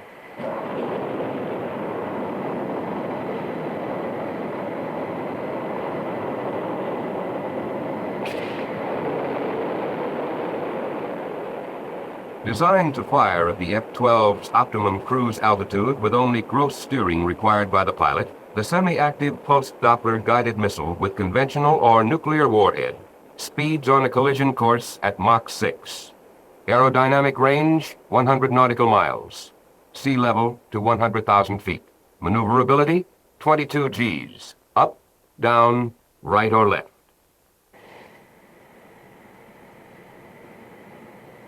Complementing the radar is the infrared search and track subsystem. Infrared energy is gathered at long range, allowing early detection of supersonic targets. IR target confirmed. Better check on our commitment. Army control, this is Alpha X-ray 02. Have an IR target 30 degrees left. Should we hit it? Alpha X-ray 02, that is affirmative. Freelance approved. We'll have a subsonic track for you within 10 minutes. The F-12's ability to act as a free agent or respond to precise ground control, combined with its speed and maneuverability, give it a multiple commitment capability over a wide area of NORAD. Worldwide, the F-12 can fly across the Atlantic without refueling in little more than 2 hours. From the United Kingdom, its combat radius covers all of Europe. For Far East deployment, F-12s could make the 7,200-mile trans-Pacific flight to the Philippines in 5 hours with just 2 refuelings and be effective in combat over a wide area. The YF-12A has been flying successfully for a number of years, logging several hundred hours. Even better performance can be expected in the production model. The airframe is a duplicate of the SR-71, an outgrowth of the original YF-12A program. Removing ventral fins and extending chines forward improve aerodynamic stability, increase fuel capacity, and gross takeoff weight. Additional fuel and improved engines extend the ferry range. Payload is increased to 4 missiles. Folding fins allow internal installation, and a trapeze rail launcher permits checkout of 85% of missile functions before launch. A new antenna provides significantly more detection range, more than 100 nautical miles against a medium bomber target. And infrared system performance is improved. The F-12, holder of 9 world records, truly represents a giant step forward in aircraft technology and performance. The first titanium airframe, first sustained supersonic cruise, first pulse Doppler clutter-free radar, and a fire control system designed to operate autonomously. With long-range, highly maneuverable missiles fired from optimum cruise altitude at trisonic speeds, in a performance envelope many times greater than our present capability, the F-12 stands ready today to meet the air defense needs of the 1970s and beyond. F-92A Convair Model 7002 is a research airplane, a part of the XF-92 program. It is presently being flown at the U.S. Air Force Base, Muroc, California. The purpose of these flights is to gather data concerning the characteristics of a new configuration designed to meet the requirements of an interceptor fighter operating at transonic and supersonic speeds. Extensive study and research by Convair engineers some time ago led to the conclusion that the best aerodynamic configuration for this type of operation was one utilizing a 60-degree delta wing. The wing planform promised several major advantages. First, low drag at transonic and supersonic speeds. Second, smooth handling characteristics and freedom from buffeting at transonic speeds. Third, satisfactory low-speed handling characteristics. And fourth, a structural form ideal for attaining high rigidity, lightweight, and simplicity. Numerous tests of models in wind tunnels and in free flight have confirmed these conclusions. Full-scale confirmation, however, is essential. The Model 7002 airplane was constructed to obtain these full-scale data. It has a 60-degree delta wing and a similar vertical surface. The airplane is powered at present by a single J-33A-23 jet engine with 5,400 pounds thrust for takeoff. Although this is less thrust than is obtained from more recent power plants, it does permit exploration of the airplane's characteristics at high subsonic speeds in level flight. Still higher speeds are obtained in dives. To establish correlation between theory and practice for this new wing planform, a flutter study is being conducted as a part of the program. A major problem in the design of all aircraft capable of transonic speeds is that of providing satisfactory control forces. The 7002 utilizes a 100% hydraulic boost system with no feedback.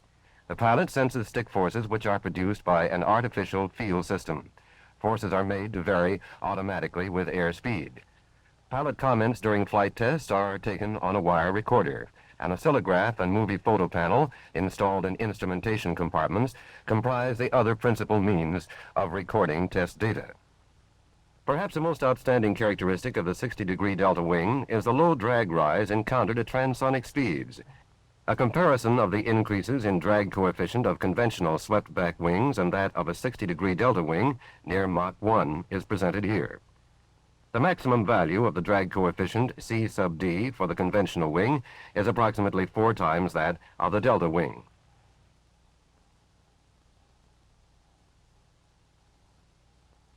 Even more significant is a comparison of thrust requirements in the transonic and supersonic speed ranges. It will be noticed that the difference in speed between the 35-degree swept wing and the 60-degree delta wing is small at the lower values of thrust. However, at the higher thrust, representative of future power plants, the advantage of the delta wing becomes very impressive.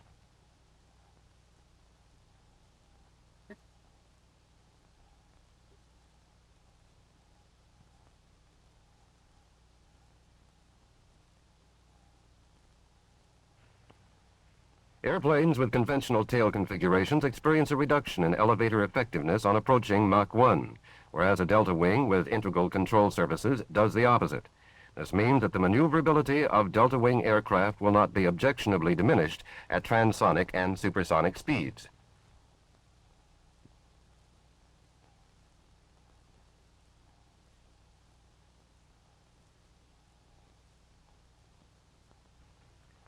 Another advantage of the delta wing is that gusts produce lower structural loads. Presented here in graphical form are comparisons of the effects of negative and positive gusts of 2 intensities. Flight at supersonic speeds with the best turbojet power plants now being developed is practical only when wing thickness ratios are 5% or less. At 5% thickness, the wing weight per square foot of a delta wing is less than half that of a conventional wing with sweepback.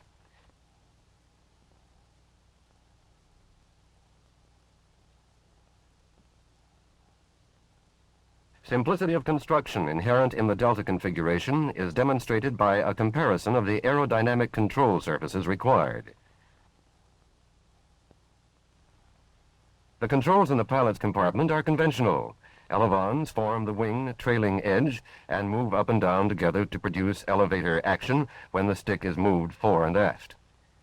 When the stick is moved from side to side, one elevon moves up, the other down. This provides aileron action. Pedals control the rudder, which operates in conventional manner. Initial flight of the 7002 was made at Muroc Air Force Base in the latter months of 1948. In such testing, precise scheduling of operations is required. Other test projects utilize the same facilities. Coordination of all test activities is performed by the Air Force. Before the airplane is taken from the hangar, film is inserted in the instrument recording cameras, batteries are charged, and numerous other items are serviced or inspected. In order to have full tanks for flight, the airplane is towed to the runway before the engine is started. The pilot, flight inspector, and other project personnel necessary to the performance of a flight leave for the runway. Air-to-ground radio communication is maintained throughout test flights. A radio truck receives and transmits pertinent information to observers spaced along the runway. Wind velocity and direction are measured immediately before takeoff. Prior to the first extended flight, a number of high-speed taxi runs and straightaway flights just off the runway were made to provide data for adjustment of the control sensitivity.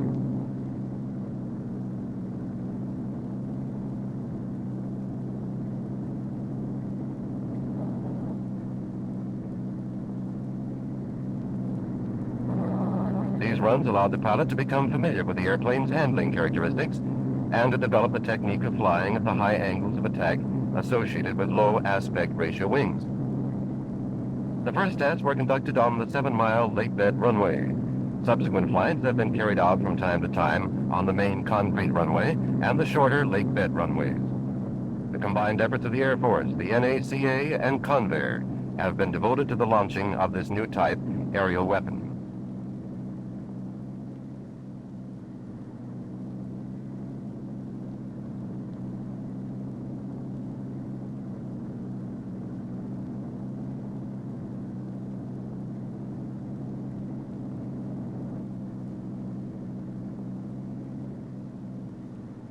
The first takeoff is uneventful.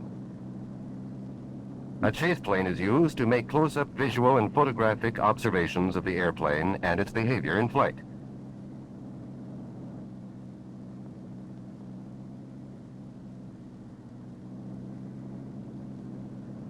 The two pilots maintain contact by radio.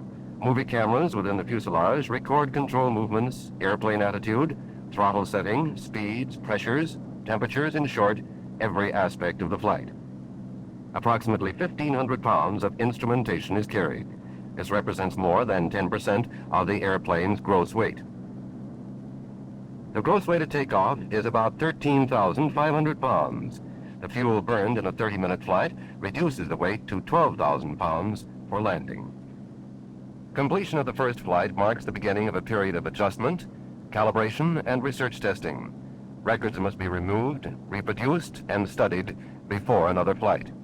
The study, planning, and preparation of instrumentation for each flight takes much more time than the operations connected with flying. Limited tests to date show lower drag and higher performance than predicted. Difficulties encountered up to the present time all appear to have reasonable solutions. No problem has yet arisen which compromises the basic advantages of the delta wing configuration. This airplane is the one design now flying in which a pilot can operate transsonically with no undesirable aerodynamic disturbances. With the inherent low drag and good aerodynamic characteristics at transonic and supersonic speeds, the Air Force now has a weapon which can be developed tactically with confidence. Throughout the 1950s, major aircraft manufacturers in the United States were eagerly exploring the potential of vertical takeoff and landing (VTOL) technology across various military applications. With the looming threat of intercontinental ballistic missiles and thermonuclear weapons, the military sought VTOL aircraft capable of operating from small dispersed sites without relying on traditional air bases or aircraft carriers, targets that were increasingly vulnerable to attack. A key concept driving this pursuit was the notion that an aircraft with a thrust-to-weight ratio exceeding 1 could vertically launch, transition to horizontal flight for mission execution, and then return for a vertical landing. Such capabilities promised to eliminate the need for expensive and easily targeted runways, enhancing the aircraft's survivability and operational flexibility in a rapidly evolving strategic landscape. Among the pioneers in this endeavour was the Ryan Aircraft Corporation, which endeavoured to translate this concept into a practical fighter aircraft for the Air Force with its X-13 Vertijet. However, like most other VTOL aircraft, the performance compromises made for their unique capabilities did not warrant its introduction in place of more capable conventional aircraft. The idea for the Vertijet originated just after World War II, when engineers for Ryan casually debated whether or not their FR-1 Fireball, which had a thrust-to-weight ratio of 1 at low fuel quantities, could take off vertically. The vertical takeoff idea soon advanced beyond the discussion stage. In 1947, the Navy's Bureau of Aeronautics enlisted Ryan for a contract aimed at exploring the technical complexities associated with developing a vertically launched jet fighter, a pivotal aspect of a broader initiative to assess the viability of submarine-based aircraft. Concurrently, the Navy funded a series of experimental tail-sitter aircraft comprising conventionally configured planes outfitted with large counter-rotating propellers designed to rest vertically on reinforced tail sections. Notable examples included the Convair XF-Y1 and Lockheed XF-V1, intended to utilize their high-thrust propellers for vertical takeoff from various naval vessels, thereby furnishing defensive air cover without the need for aircraft carriers. Ryan's engineering analyses demonstrated the feasibility of a comparable jet-powered design, augmented by a reaction control system capable of redirecting exhaust gases to facilitate control during hovering and low-speed flight. Subsequently, a Navy contract facilitated the construction of an unmanned flying prototype, which conducted its inaugural flight on October 20, 1950. This peculiar contraption, affectionately dubbed the Beast in the Backyard, was propelled by an Allison J33 turbine and employed a ball-mounted nozzle to provide reaction control while hovering. Ryan engineers converted a B-47 fuel tank into a cockpit to allow test pilot Peter Girard to evaluate the testbed's suitability as a manned research aircraft, which sat on its tail to take off vertically. On November 24, 1953, Girard made the first manned hovering flight in a jet aircraft with this unusual machine. After Navy funding ran out, the Air Force became interested in Ryan's experiments and in July 1954 issued a contract to the company to construct 2 VTOL tail-sitter demonstrators, designated as the X-13 Vertijet. This project, based on the earlier Navy design proposal, was to demonstrate the suitability of easily dispersible VTOL fighters.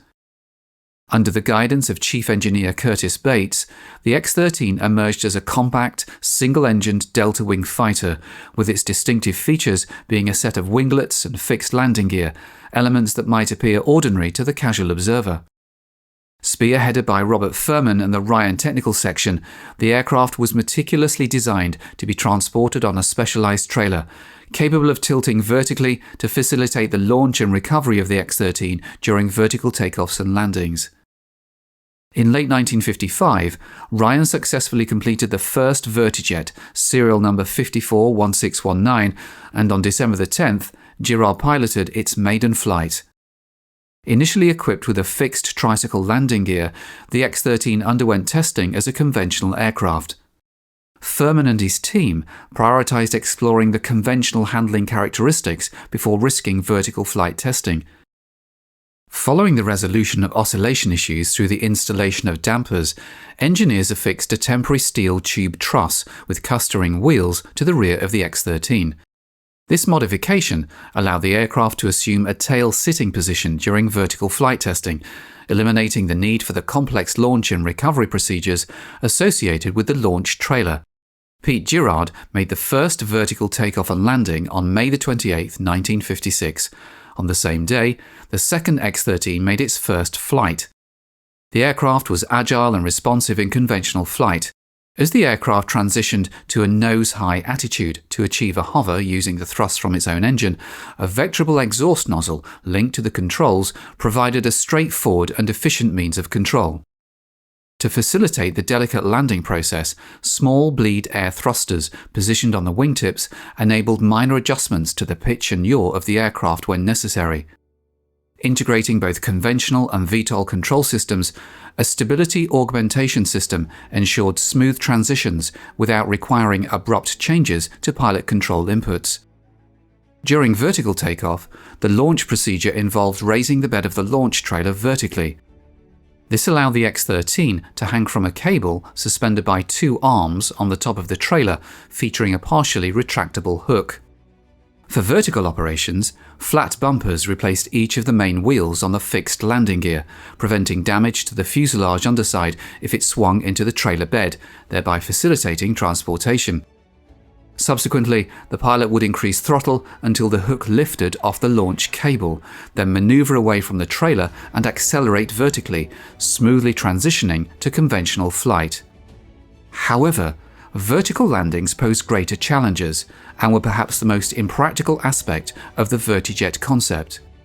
Its primary drawback, akin to earlier tail-sitters, lay in the obstruction of the pilot's vision by the airframe, making it exceedingly difficult to accurately gauge the distance to the ground without external assistance. Although the pilot's seat pivoted 45 degrees towards vertical during landing, the pilot still had to approach the recovery trailer blind, with the underside of the fuselage facing the surface of the trailer.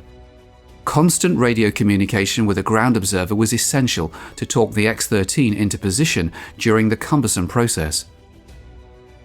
A 6-meter, 20-foot long folding pole with marked gradations attached to the top of the recovery trailer gave the pilot a clear indication of the distance remaining before he contacted the trailer.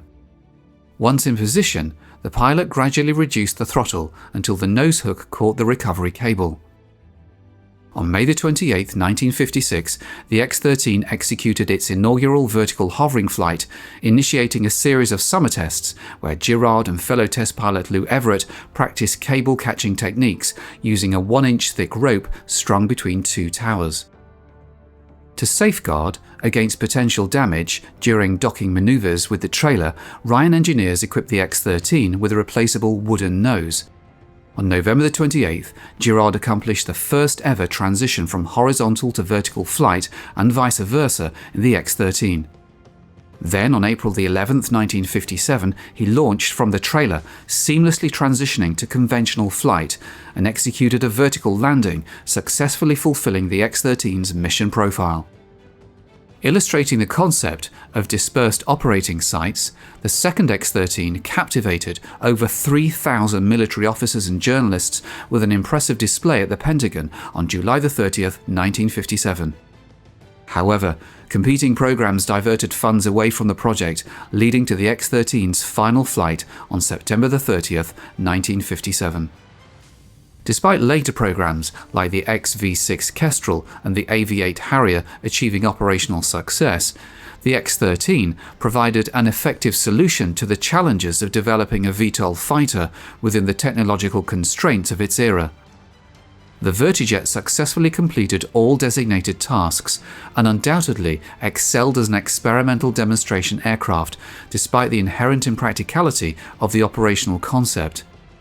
Ironically, by the close of the 20th century, the thrust vectoring system, originally pioneered on the X-13, would evolve into an indispensable component of advanced combat aircraft. In 1960, Ryan generously donated the first X-13 along with its launch trailer to the Smithsonian Institution.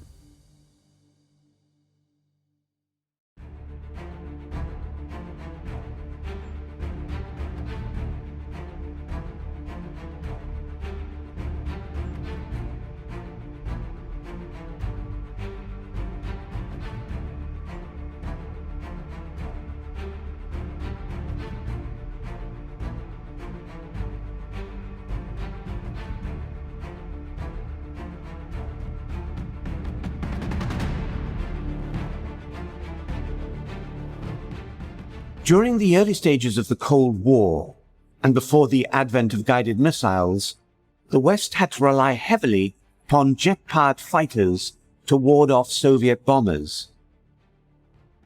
For some time, the only effective armament for these fighters were barrages of unguided missiles. One of the changes that took place in the 1950s involved air-to-air weapons. It had been traditional until then that combat airplanes would carry machine guns or cannons. And everyone knew and everyone said that fighters need guns, except when they didn't say that. And they didn't say that when they were talking about defending the United States against bomber attack. They designed several types of interceptors that used partly or entirely unguided air-to-air rocket projectiles. At first, each interceptor would just have one opportunity to fire in a gunshot approach with a weapon from a bygone war. The B-29 was more expensive to develop than the atom bomb. It was so complex to build that some manufacturers are said to have taken on other projects just to avoid being selected to assemble this most advanced flying machine. Even Boeing didn't really want the task of building their own creation. In the end, the Army Air Force took over much of the management, although Boeing, Bell, and Martin still had to deliver. The B-29 was cloaked in secrecy throughout its early development. Occasionally details were released, but this was really disinformation to confuse the enemy, who by 1944 had seen enough of the superfortress to fear its destructive capability. In one such subterfuge, a single B-29 was landed near London to convince the German High Command that many other B-29s were to follow. The result was that Germany took extensive precautions to counter the superfortress, although none were necessary as the United States never planned to attack Germany with B-29s. The war against the Japanese Empire was a very different matter. Japan was the target that the superfortress was conceived and built to attack. Rushed into service, many early B-29s flew over Japan with technical problems, particularly with engines overheating. One safe haven for a damaged and struggling superfortress was the Soviet port of Vladivostok. At this time, Russia was not a combatant with Japan. In fact, it was technically a neutral power that could not give support to either the United States or Japan. At least 3 B-29s were forced to land in Vladivostok. They were promptly seized, repaired, and flown to Moscow. Just before the Japanese surrendered, Russia declared war on Japan, which made them a US ally in the Pacific. But Russia still refused to return the 3 B-29s. American wisdom was that a superfortress would be technically too sophisticated for Soviet engineers to replicate. And that view prevailed for several years, even as the Soviet relationship deteriorated from ally to enemy. However, in 1947, at Moscow's annual Aviation Day parade, 3 B-29s appeared overhead. At first, Western observers assumed they were American, but opinion quickly changed when a 4th identical aircraft appeared. Soviet engineers had obviously developed a clone. This was bad news on the aviation front, but worse still was the knowledge that the Soviets had for some time breached Western security and had gained access to atomic secrets. The Los Alamos project alone had at least 3 Soviet spies in its workforce. In August 1949, the Soviets, in an exercise known as First Lightning, detonated their first atomic bomb. The news shocked the West. Soviet possession of the atom bomb and the means to deliver it demanded an effective response. However, most Western air forces at the time were still flying fighters from World War II. Anticipating the nuclear threat, in 1946 a new air defense command had been formed for the aerial protection of the continental United States. At first, the ADC had to rely upon a stalwart Second World War night fighter, the Northrop P-61 Black Widow. The aircraft offered some radar capability, long-range and all-weather endurance, but most important of all, it was available. Later, an unusual derivative of the successful P-51 Mustang, the P-82 Twin Mustang, was pressed into service. The original P-82 was envisioned as an escort fighter. It was fitted with radar and served as an ADC interceptor. However, neither of these aircraft had the speed of a jet, and they relied upon machine guns or cannons, neither of which were likely to be very effective against a B-29, wherever it was built. Having designed the Superfortress in the first place, the US knew only too well its defensive capability. The task of successfully downing a B-29 had been given to German engineers some years earlier, when the Nazi hierarchy were tricked into believing that superfortresses would be used over Germany. The Wehrmacht's answer came in the form of the A4M rocket. The rocket had been developed from an artillery missile of slightly less than 3 inches diameter and had 8 folding fins. These would be fired in a salvo at an oncoming American bomber. The salvo approach was necessary because the rockets lacked accuracy. Allied intelligence had been aware of the A4M's devastating effect when they hit a target, especially when coupled with the speed of an Me-262. Against this arrangement, the Allies had no answer. One of the weapons that really, I think, would have been a very frightening thing if it had gone much further was the Me-262 armed with the R4M rocket missiles. Now, they had 2 batteries or 2 racks of 12 in each wing, and they were used right at the end of the war. Not in a great deal, but when they struck a bomber, it wasn't a question of damaging it, downing it, it was a question of disintegrating the entire thing. It was, a hit was total destruction. The technology was really quite basic. In the 262's case, the launch platforms were basically carved out of wood. Other German interceptors using the A4M were fired from a simple metal tube nicknamed the stovepipe. Apart from the A4M's motor, the only other technology it employed was its folding fins, which snapped open after launch. FW-190s and Me-262s were adapted to use Germany's new rocket defense. However, there was one aircraft that was built around the A4M. Extremely ambitious and reflecting the desperate state of the Third Reich, the Bachem-Natter's sole reason for existence was to deliver the deadly folding fin rocket.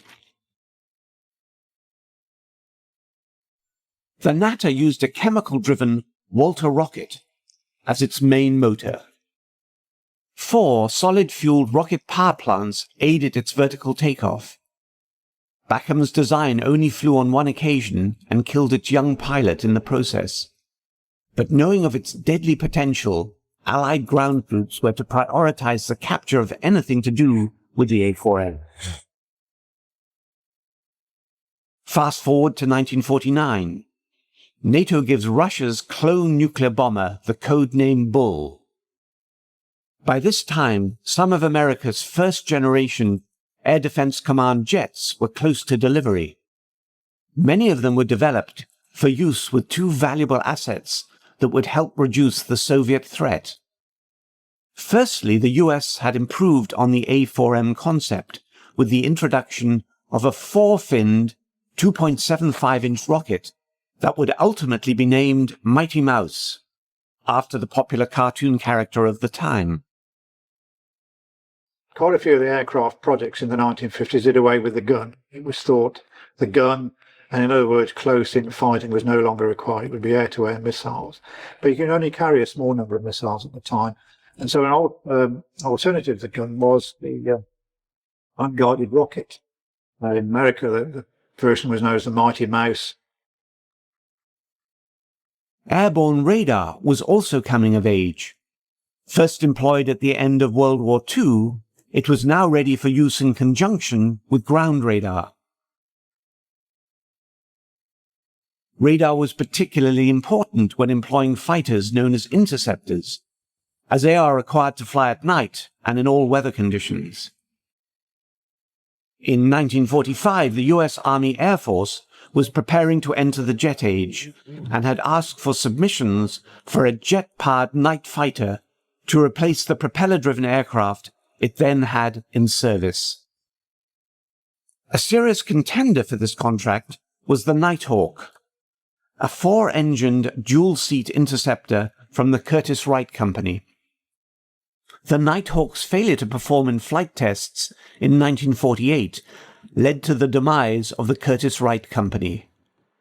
Instead, Air Defense Command chose a contender from Northrop. The F-89 Scorpion had two engines for safety and dual seats, one for a dedicated radar operator. The Scorpion was to be equipped with cannons because Mighty Mouse was not yet available. Delays in delivery of the F-89s had the advantage of enabling them all to be fitted with folding fin rockets. In fact, the Scorpion could carry 102 of the rockets. The F-89, which was quite an interesting aircraft with big rocket pods out on the end of the wing, and pretty heavy aircraft, but the usual case that we've done in so many of our aircraft, by the time we get through hanging things on them, they're all underpowered.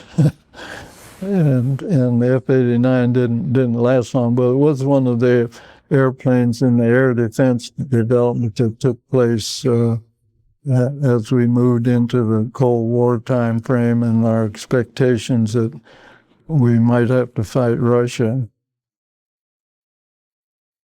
However, late delivery of the F-89s at this very sensitive time in history led Air Defense Command to order two other interceptors as immediate backup.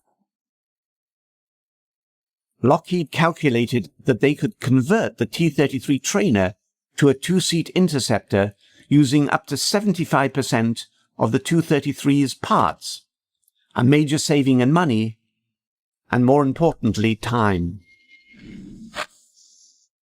ADC was very impressed, as the first flight of the XF-94 was made just 3 months after the contract was signed. The latest C version of the Starfire carried Mighty Mouse rockets, just as they were starting to become available. The second backup for the Scorpion was a North American aviation project. The company's F-86 Sabre had been a major step forward in fighter design, but it was primarily a dogfighter, not an interceptor. But North American believed that the basic frame could be converted into the interceptor role. In the event, only about 25% of the original F-86 parts were used to make the F-86D or Sabre Dog. Nevertheless, their unit cost was around 1/3 of the twin-engine Scorpion. Nearly all the 2,800 F-86Ds that rolled out of North American's plant were armed with the Mighty Mouse rocket. Like the Nazis' Baca-Mater interceptor rocket, it existed solely for the purpose of delivering 2.75-inch folding fin rockets. The F-86D didn't have any guns. The F-86D Sabre carried a tray of these rockets under the pilot. The tray had to be extended, then the rockets could be fired. There was another interceptor that would be armed with the folding fin projectile, the Canadian CF-100. We had 2 rocket pods, 29 rockets each, and so there's 58 total, and it was a one-shot effort. So when you were into a bomber stream and locked onto the bomber, you would fire these things off, and it was essentially a shotgun type approach. You're bound to hit something. One rocket would do the job. Canada's Arctic region required an all-weather aircraft. Like the Scorpion and the Starfire, the CF-100 had a 2-seat configuration with a dedicated radar operator in the rear. Working in conjunction with a string of early warning radar posts, almost 700 CF-100s were built. They served for almost 30 years. So important was the project that Avro Canada cancelled its promising early jet airliner design to concentrate on its rocket-firing defender of North America.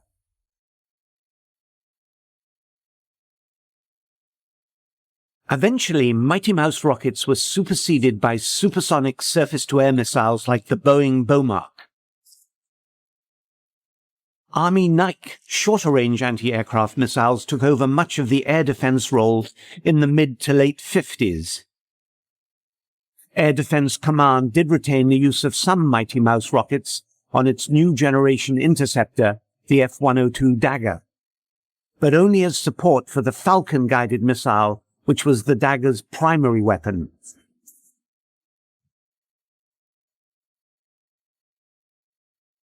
As guided missile technology improved, the Mighty Mouse was no longer able to compete for a spot on board US interceptors. Unguided rockets. They didn't have very much range.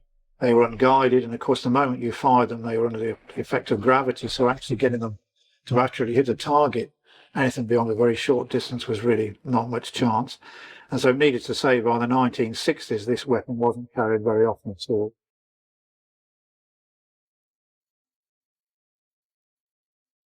During the Vietnam War, the 2.75-inch rocket was paired with armed helicopters, and it was reborn as a ground attack weapon. Literally millions of Mighty Mouse rockets were launched against North Vietnamese targets from a wide range of US rotary and fixed-wing aircraft.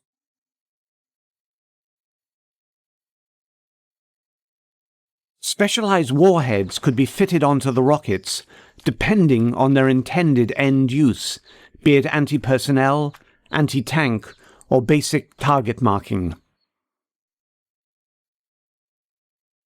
During the Gulf War, the Apache helicopters that opened the air campaign by destroying 2 Iraqi radar sites with Hellfire missiles also carried Hydra 70 rockets, the modern-day incarnation of the Mighty Mouse. The folding fin rocket was born out of the Reich's desperate need to stop the flow of Allied bombers devastating its territory.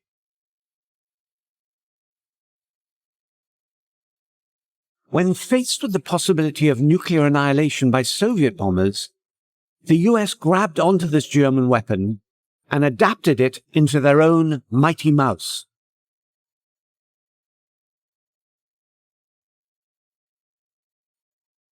Those surface-to-air missiles and air-to-air missiles would relieve the Mighty Mouse of its intended mission of knocking down Soviet bombers, the folding fin rocket would find new life as a ground attack weapon, a mission it still carries out to this day. In 1938, Luftwaffe Chief Hermann Göring declares, "I completely lack the bombers capable of round-trip flights to New York with a 5-ton bomb load. I would be extremely happy to possess such a bomber, which would at last stuff the mouth of arrogance across the sea." 4 years after that statement is made, the nation of Germany begins to feel the industrial strength of America firsthand. bombers begin pounding the Nazi regime day after day with attacks from England. With the United States means of production out of reach, any hope of retaliation seems impossible. Little do American leaders know that 3 planes are being developed in order to do just that. Messerschmitt 264, Junkers 390, and Focke-Wulf TA-400 are being rushed into production to make it across the Atlantic in order to reciprocate this destruction.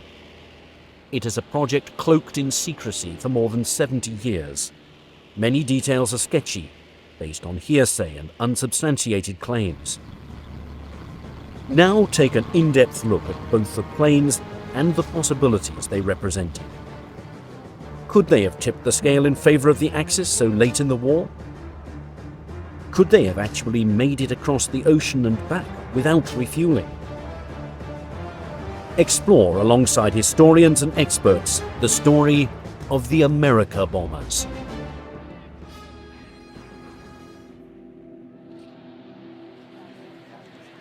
On December the 11th, 1941, Hitler declares war against the United States of America. Ever since the Second World War has begun, the two nations have been battling it out unofficially in the Atlantic Ocean. Hitler probably declares war on the United States because there's already an undeclared war going on against the United States of America. In the North Atlantic, with U.S. destroyers, U-boats, so he may think it's simply inevitable. But whether he thinks it's inevitable or not, it probably wasn't, and it's a terrible mistake on his part. We came in the war because of the Japanese, because of Hitler's stupid agreement with the Japanese. And he lived up to his agreement, but it really did cost him the war. You know, if he'd never made the alliance with Japan, you know, we might be doing this interview in German. Before Pearl Harbor, America supplies the Allies with war materials, causing its ships and German U-boats to clash as a result. It is quite clear that the United States had broken their neutrality at least 6 months before Pearl Harbor by assisting the British in getting the convoys from the United States to Britain safely and without being attacked by German submarines. So there was actually this warlike activity already in existence between American destroyers and German submarines without there being a public state of war. Just prior to Pearl Harbor, there are a series of incidents in the North Atlantic. 3 destroyers are involved in altercations with German U-boats. The Greer, the Kearney, and the Reuben James. And there's an escalation with each one. And with the Kearney, it's merely an exchange of fire. There's a torpedo fired at the Greer after a U.S. plane takes a shot at the submarine. With the Kearney, the ship is actually hit with a loss of U.S. life. And with the Reuben James, that is sunk. And Roosevelt points to this as a reason for increased vigilance and activity against the Nazis. And it's a question of who fires first and all that. For Hitler, the decision is an easy one. The United States will no longer be considered neutral. The gloves can finally come off. Its shipping capabilities are now fair game for German submarines. Once victory is declared over the Soviet Union, America and Britain will sue for peace. That is the Nazi plan. In less than a year, however, the exact opposite happens. Fighting against both Japan and Germany, the arsenal of democracy only grows stronger. The Americans, again, had the resources, they had the industry, they had the time, and this huge industry that could produce trainers, fighters, light bombers, medium bombers, heavy bombers, patrol bombers, any type of aircraft you can think of, and the tanks, and the trucks, and produce the gasoline, and the munitions, and everything else, and the ships. Huge navy. They could do all of that at the same time. The Germans couldn't. Factories begin turning out a plane every 5 minutes, and a ship every day. American factories were in 24/7 production by the end of 1942, and in 43 and 44, not only armed one of the largest militaries in the world, but armed our allies as well, the British, the Soviet Union. In the course of the war, we gave somewhere around 50,000 trucks to the Soviet Union, 15,000 tanks, 7,000 aircraft. The United States has a unique advantage due to its geography. It does not have to worry about planes bombing their factories. It can go on producing at an unprecedented level. America never really gets out of the Great Depression until World War II comes along. The unemployment figures were as high as 17% in the late 1930s, and they really don't start to drop until America becomes the arsenal of democracy, supplying Britain and the Allies and shipping literally billions of dollars overseas. The Lend-Lease program ultimately is $50 billion by itself, which in the dollars of today is about $800 billion, a tremendous stimulus package for the American economy. They were delivering huge numbers of aircraft and tanks and vehicles, trucks, etc. to the British and the Canadians and the Australians, etc. So they were a major producer of weapons for the Allies. And having two oceans protecting its civilian population, the American people are confident that they're providing materials that will shift the balance of power away from the Axis. Economists say the natural resources of the United Nations are greater, but the capacity of the Axis to turn what resources they have into weapons of war is tremendous. They have the mighty Krupp munitions works. We have Birmingham. They have Skoda. We have Delaware. They have factories like this in occupied France. England has Vickers. They seized the steel mills of Luxembourg. We have Pittsburgh. They have great factories to turn out Heinkels, Messerschmitts, Dorniers. We turn out flying fortresses, P-38s, P-40s, Aerocobras, Tomahawks, many others. Romanian oil drives their planes and tanks. Oil from the fields of Oklahoma, Texas, and California will drive our planes and tanks. For German leaders, the United States poses a serious dilemma. With more than 5,000 miles separating the two countries, no existing German aircraft can even come close to reaching America's east coast. In early 1942, the only strategy available to Nazi war planners is unrestricted submarine warfare. One of the most successful weapons that the Nazis had was the U-boat fleet, the U-boat service, the Kriegsmarine, which is essentially, by the end of the war, a U-boat navy. They were in 1942. They were wildly successful. It looked like they were going to just win the war just by sinking everything in the Atlantic. A plan known as Operation Drumbeat begins with U-boats torpedoing America's shores, sinking millions of tons of shipping. Well, the Americans, of course, were very much surprised by the immediate reaction of, or action, not reaction, by German submarines after the war has been declared by Germany. Germany at that particular time sent a group of submarines over to the American coast, and America was totally unprepared for that kind of assault.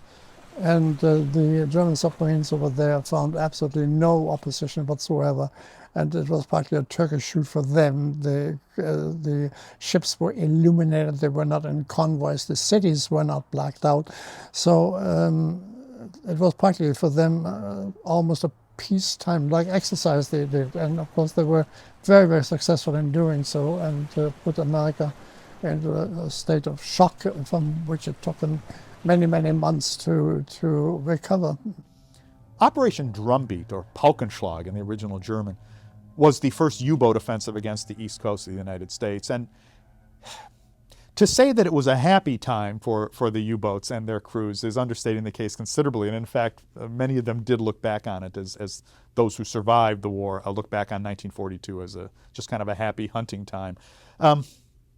It takes all modern nations some time to gear up into a war posture, and it might take democracies longer than dictatorships, and it might take our fractious and argumentative democracy in America even longer than some. And certainly the Japanese bombed Pearl Harbor in December of 1941, and we were at war a couple of days later, but it's not to say we took it with the seriousness that it deserves. And something as simple as blacking out cities on the East Coast was policies and procedures would have to be drawn up. It's not simply a case of everyone in New York turning out their lights at the same time. Now, with illuminated cities along the East Coast, every single American transport which sailed from harbor was nicely silhouetted against a bright background of lights. And U-boat and submarine commanders just could not have had a juicier or more lucrative target. And these experienced crews took advantage of it, sinking somewhere around 2 million tons of shipping in 1942. Caught off guard, it takes time for American war planners to augment their strategy in dealing with this submarine menace. Through the use of a convoy system, as well as ordering mandatory blackouts, Operation Drumbeat fades away. The turning point can be placed at early 1943, and in May, I think, when we lost about 40 boats in 1 month or something like that. By 1943, materials and supplies begin reaching Britain with little interruption. Once on English soil, their impact is felt immediately. B-17 flying fortresses and B-24 Liberators begin flying over the heart of Germany. Alongside British planes, the fatherland is bombed mercilessly.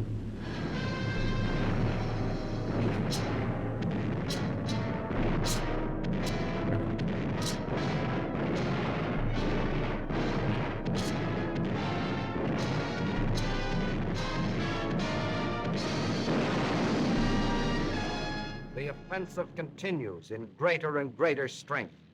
Well, certainly German industries took a pounding. German civilians took a pounding. Winston Churchill probably put it best when he once said that the air effort was dehousing the German people, destroying their living quarters one building at a time. Cities are turned into rubble. And with Soviet victories on the Eastern Front, the Allied powers begin closing in on the Axis. Hitler, seeing the destruction firsthand, is outraged at these bombings. However, with his U-boats neutralized and the United States out of reach, there's little Nazi generals can do to fight back against the American war machine. What is needed is a wonder weapon to enact revenge. Beginning as early as the interwar period, German war planners study a hypothetical attack on the United States. Dornberger, assisted by Werner von Braun, had been thinking about some kind of a rocket-propelled weapon that could attack the United States as far back as 1937. There was a weapon that they were designing called variously either the New York bomb or the American rocket. It had an interesting intent.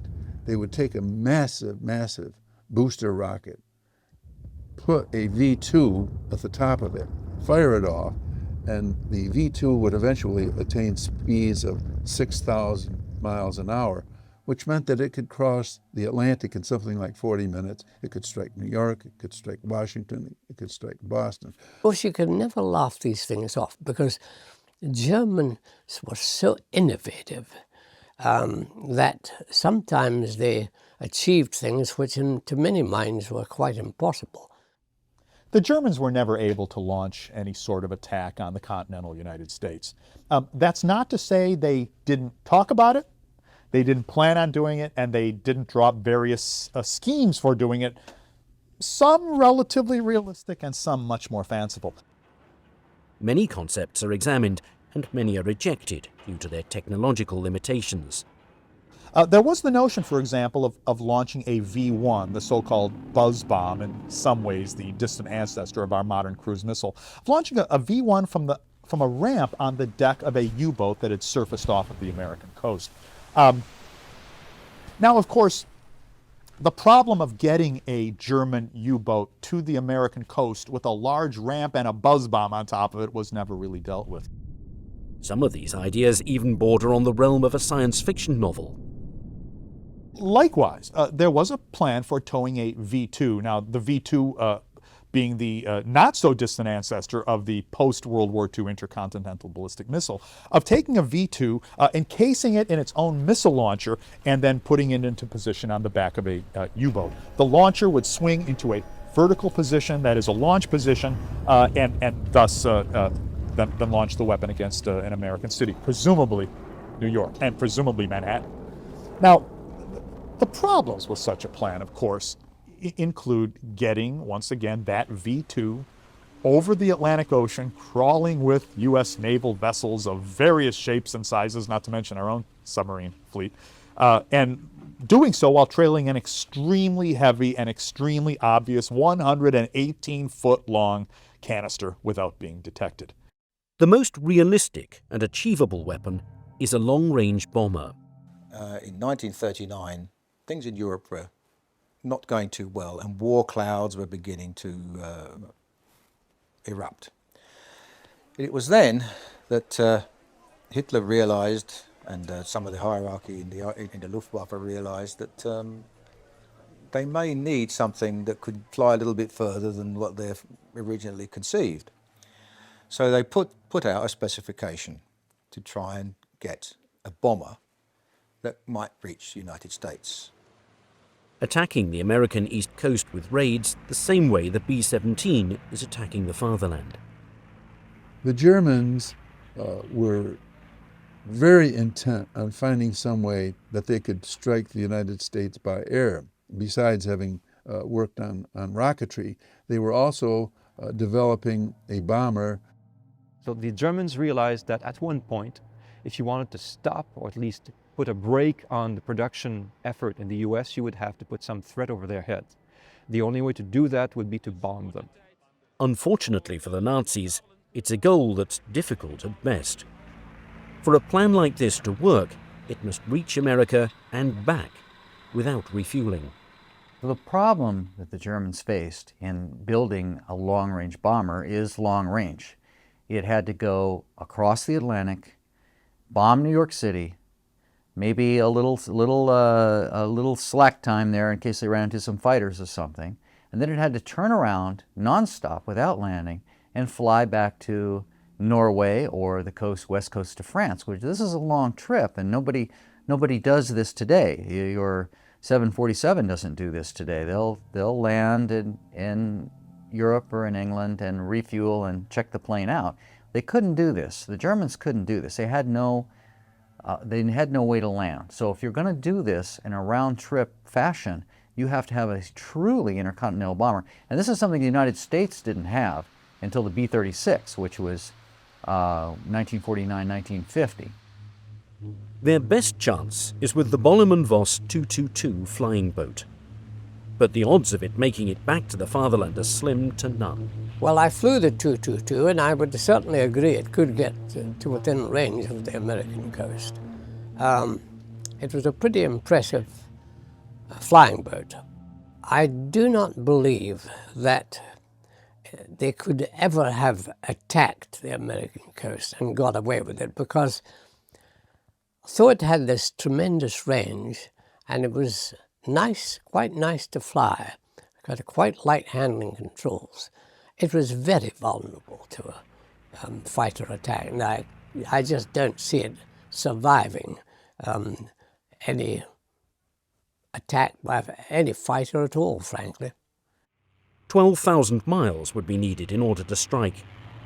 No plane during this time can even come close in covering a distance this size. The Germans' longest-range bomber, the Heinkel 177, is encountering numerous problems with its unworkable tandem engine arrangement.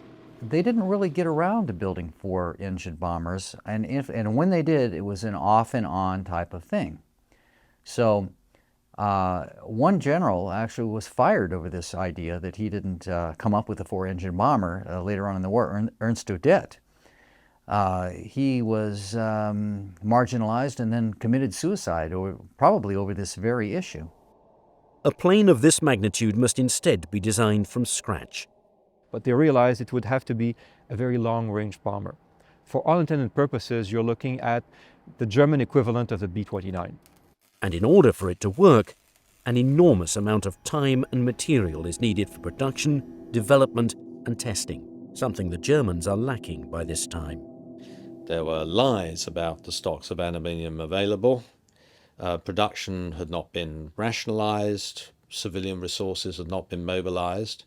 And there was still a belief on the part of fighter pilots that quality was what mattered and that you would only get that by producing aircraft in relatively small numbers. So mass production was avoided. In 1944, Britain alone had 12 factories that employed more than 10,000 people. Germany only had 2. Despite these roadblocks, Adolf Hitler, having a fascination with wonder weapons, enthusiastically gives a green light to the project. The America bombers are born. To provide a buffer of relief, Nazi planners believe they have a perfect halfway point. The Azores, an archipelago of 9 islands located 900 miles east off neutral Portugal, is ideal for a project of this nature. Now they realized that the distances were huge. Actually, that's why they considered using the Azores as a base. It's halfway across, not quite halfway across the Atlantic, but it's certainly closer than bombing from bases in France. So there was definitely an interest there. In 1940, after the fall of France, Admiral Raeder strongly urged Hitler to occupy them before the Americans could get to the islands first. At one time, it was speculated, even Hitler suggested, that perhaps they should invade the Azores and take over the Azores and use it as a jumping off point for their long-range aircraft to fly to the States. Now, if German planes are given permission to land the same way German U-boats are allowed to dock, this geostrategic area would be worth its weight in gold. Having the range requirements significantly reduced, the plan to bomb America now appears more feasible than ever. What is needed now are targets. In order to cripple the arsenal of democracy, these hypothetical German planes cannot just bomb indiscriminately. They instead must go right after their means of production, attacking factories that are building the planes and bombs that are ruining German cities. Prepared by the War Department in April of 1942, a 33-page document lists 21 potential targets for the Germans to attack. The Aluminum Company of America, located in Messina, New York. The Chrysler Corporation in Detroit.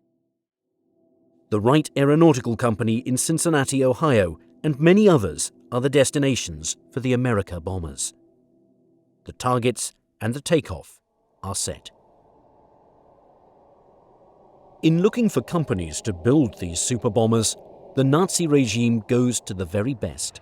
They came up with some designs. Of course, every builder would come up with, every aircraft manufacturer would come up with a design, and they would take a look at the designs on paper and select one. Messerschmitt, makers of the Me-109 and the 110, 2 planes that battled Spitfires and Hurricanes during the Battle of Britain.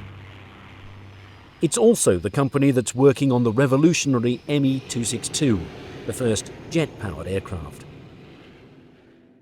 Beginning in the late 1930s, Messerschmitt begins dabbling in what is known as Secret Project P1061.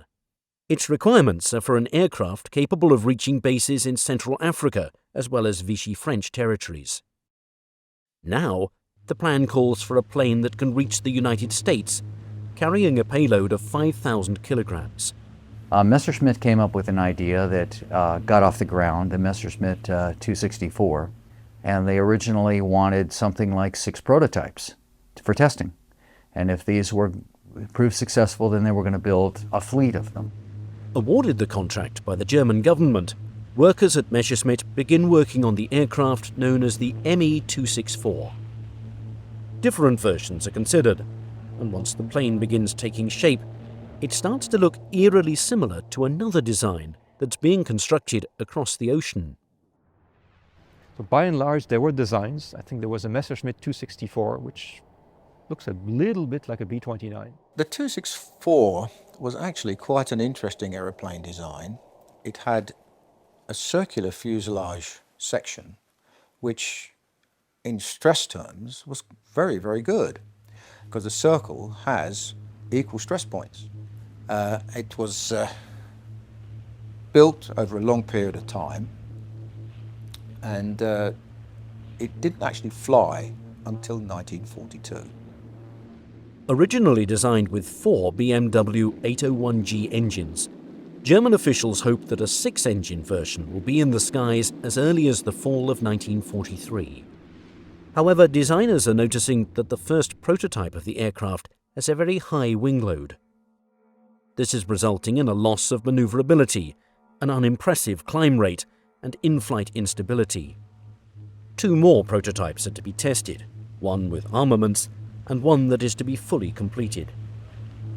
However, with the aircraft being years away from flying, alternative designs and designers are sought out. Junkers, makers of the Stuka dive bomber and the Ju-52 transport plane, present their vision of a transoceanic aircraft capable of bombing Uncle Sam. The company is highly favoured amongst top Luftwaffe officials when it's taken over by the government in 1935, following the death of its founder, Hugo Junkers. Having overseen the company's nationalisation personally, Field Marshal Erhard Milch leans towards the alternative. One of their planes already on the books is the Ju-290.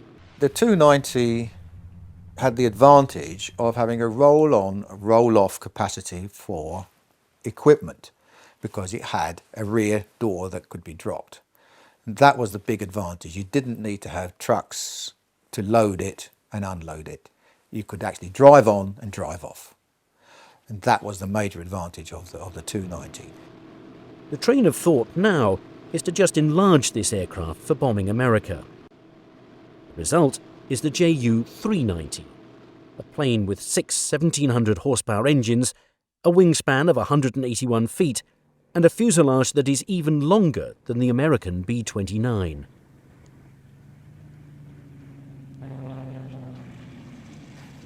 Junkers were actually adapting their Ju-290 aircraft into the Ju-390, which was actually a 6-engined aircraft. And a lot of people, especially the German Navy, thought that would be quite a nice aeroplane, and others thought that yes, it would make a very nice America bomber. The Ju-390 was a similar situation. There were 2 built that we know of. One was given to Hans Bauer, the Hitler's pilot. So it was for Hitler's use, for state use. So Hitler had a 390. Built at the Junkers factory in Dessau, the first prototype is able to make its maiden flight in August of 1943. They had high hopes for this bomber, and between this and the Messerschmitt 264, it looks like that much time, or if not in total time, these were controlled by the SS. Despite its early success, the Nazi hierarchy still wants an insurance policy. On August the 11th, 1938, the nation of Germany makes history when a Focke-Wulf Condor arrives in New York City after a rigorous 24-hour flight across the Atlantic. There was still this belief in the USA that they were very safe, and isolationism was still very, very rife there, and that any kind of invasion from abroad would have been almost impossible. However, in 1938 an event occurred which changed all that. This was that on the 10th of August 1938, a Focke-Wulf 200 took off from Berlin-Staaken and flew right across the Atlantic and landed at Floyd Bennett Field in New York after a 24-hour, 59-minute flight, non-stop. This put the wind up. Senior military people who suddenly realised that they weren't quite as safe as they thought. Having proved itself capable of flying long distances, the aircraft goes to work during the war, providing reconnaissance for U-boat operations. The Focke-Wulf 200, it was of course the civil Condor at one stage, and then it was militarized to become the Courier. And in fact, as the Courier, it was very successful as a reconnaissance aircraft over the Atlantic. It was very heavily armed, and it had a wide range, and where it did the damage was it could operate beyond fighter range from England or from Britain. Now, the plan is to evolve the Condor the same way that the 290 is being evolved. The result is the TA-400, consisting of 6 BMW 1700 horsepower engines. Just to keep this monster up in the air, an unprecedented 32 fuel tanks, capable of carrying 7,000 gallons of gasoline, are put on board the aircraft. Possessing a pressurized cockpit, 2 remote-controlled turrets, 20mm cannons, and a payload of 22,000 pounds. The third of the America bombers appears to be the deadliest. As Germany struggles to find a way to attack the United States, many options are looked at. Submarines, space rockets, and espionage are appealing, but the most realistic strategy by 1942 is a long-range bomber. 3 companies, Messerschmitt, Junkers, and Focke-Wulf, all bring their designs to the table and begin working on planes that can render a decisive blow against America. Russia did not actually capitulate.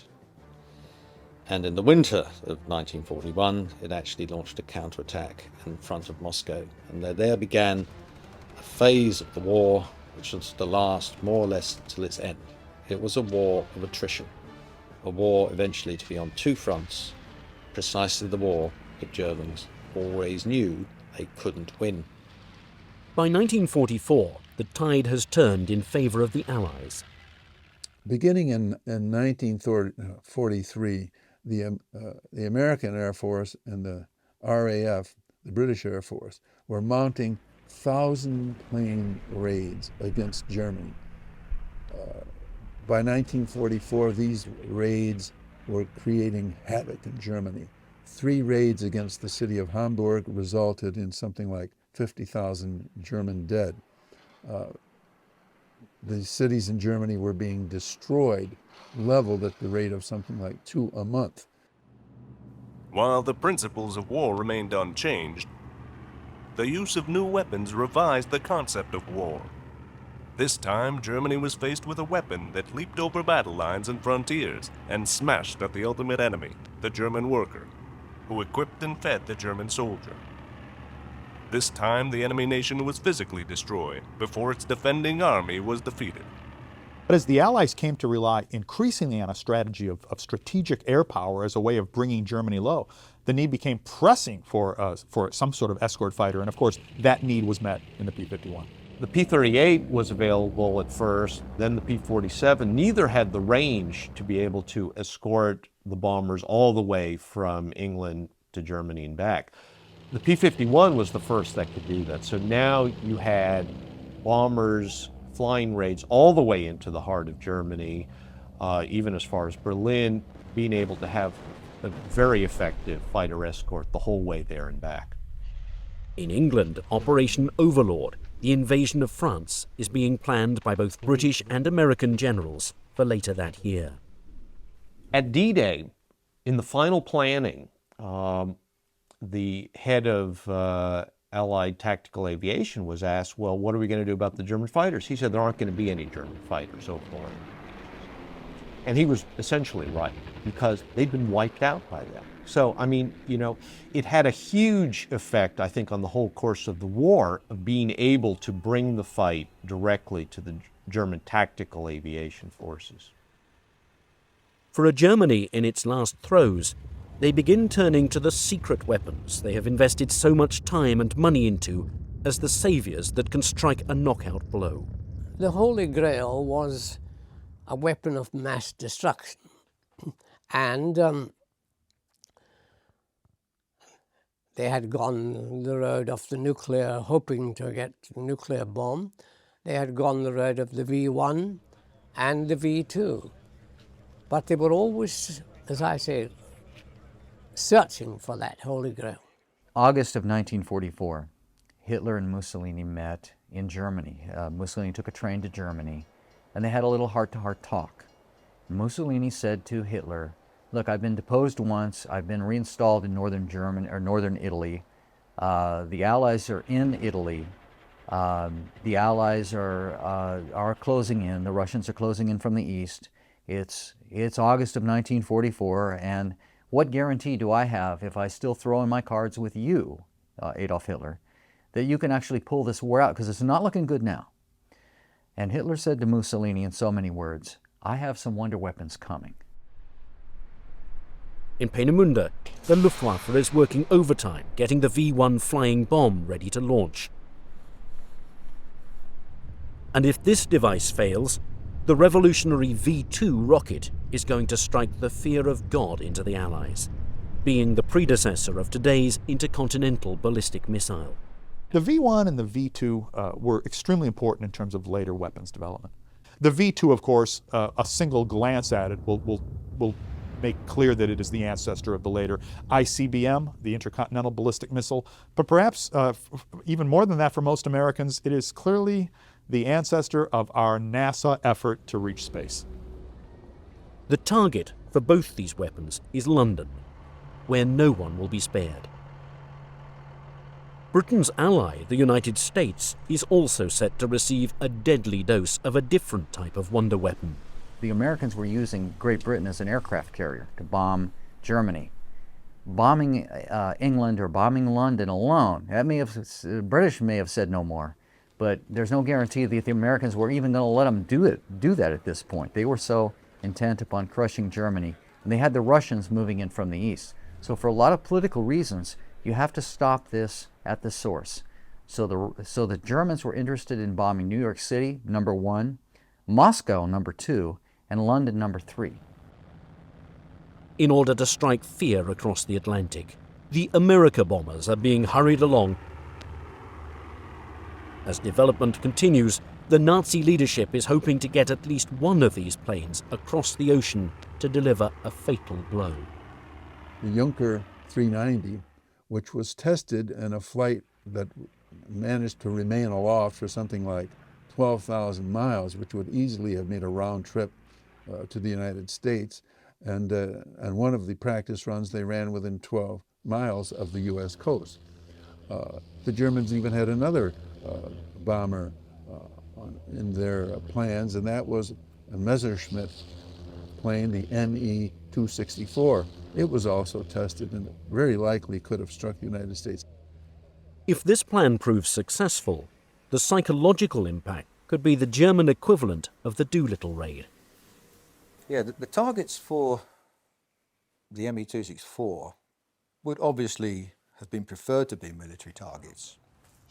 But the propaganda value of simply dropping a few bombs on New York would have had an amazing effect, both in the USA and on the morale in Germany.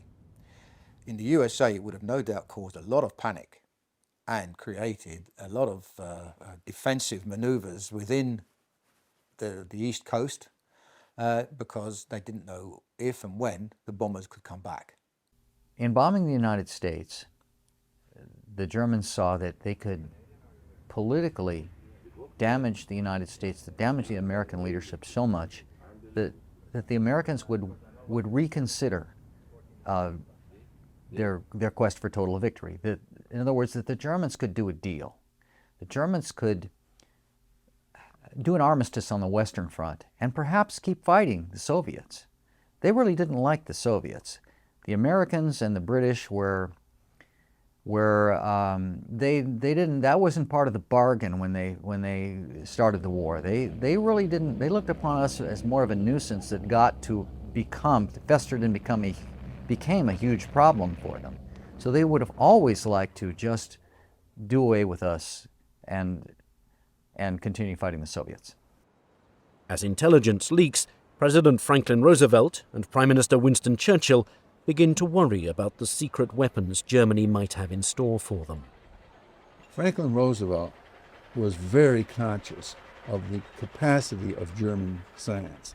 And indeed, in 1944, in December of that year, one of his agents who was posted in Turkey, which was a hotbed of international espionage, reported to him that the Germans had mastered another weapon called the V-3, and that it was capable of attacking the United States.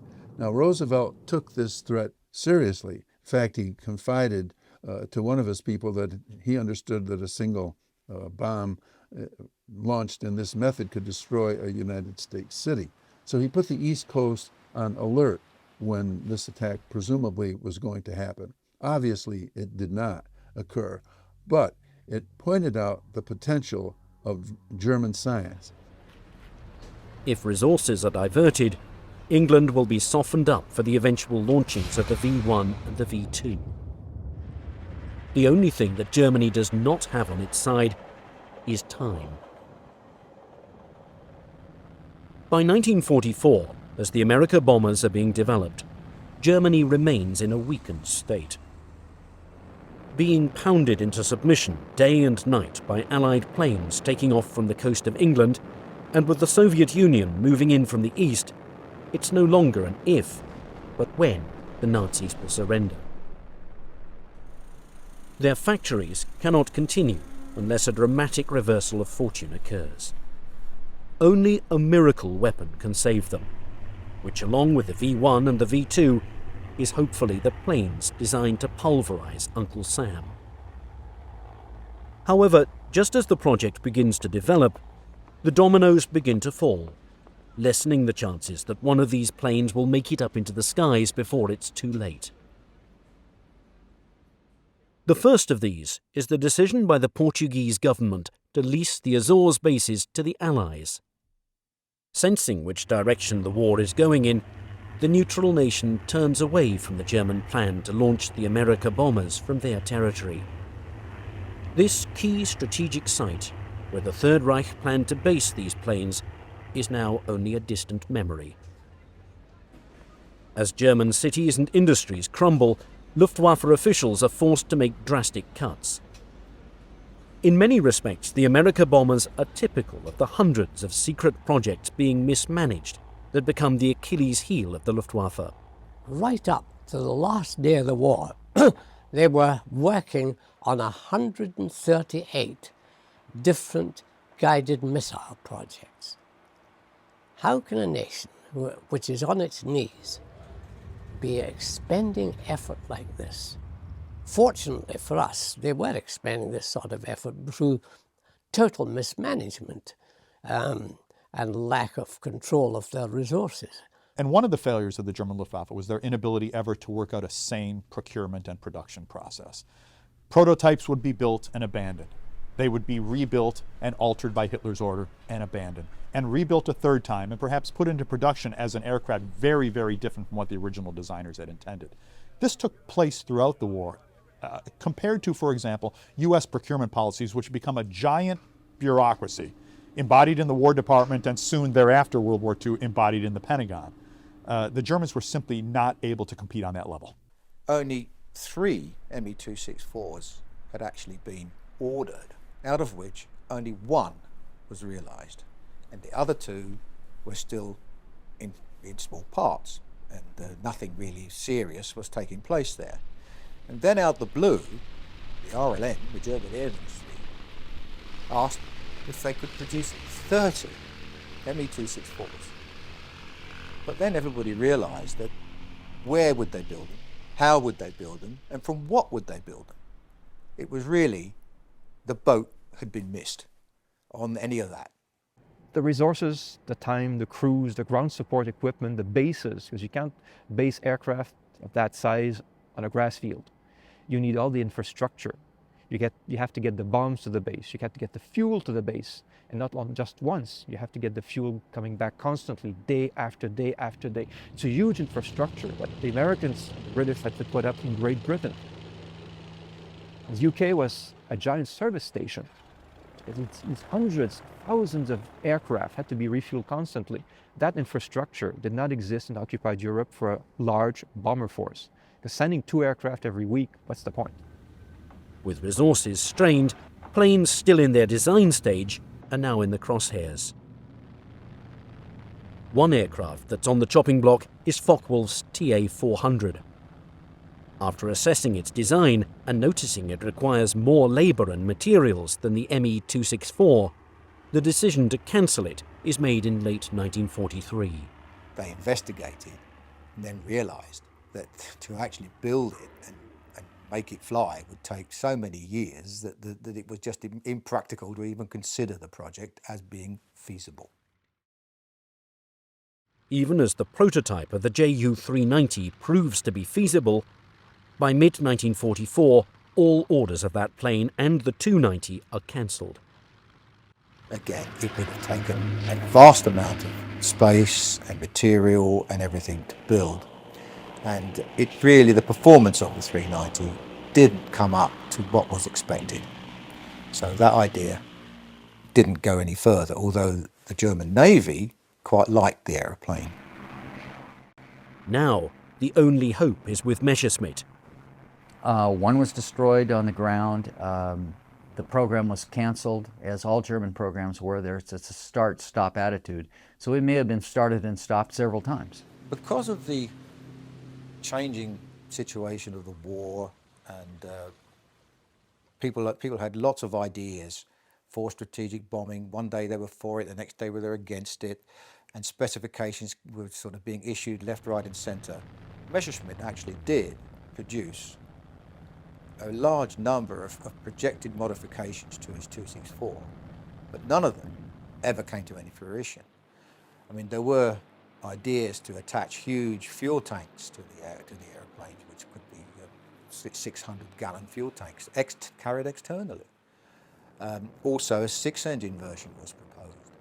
But all this was real pie-in-the-sky stuff, because none of it could really be achieved at that time of the war. Things were really starting to go bad for Germany, and a lot of this stuff was just panic measures, trying to sort of clutch things out of the air, which really were just not possible. With the continued bombardment causing a severe strain on the country's resources, Erhard Milch decides to stall production of the 264 and instead focus on the 262. The priority now is defence, and the hope is that this jet fighter bomber can shoot down the flying fortresses that have been pounding them into submission. That same year, several Allied bombing raids on the Messerschmitt factories damage all of the 264s beyond repair. By October of that year, the aircraft is cancelled indefinitely. All of these factors combined spell doom for the America bombers. This is a solemn but glorious hour. I wish that Franklin D. Roosevelt had lived to see this day. General Eisenhower informs me that the forces of Germany have surrendered to the United Nations. The flags of freedom fly all over Europe. In the more than 60 years since the Nazi regime was destroyed, many questions surrounding the America bombers program remain unsolved.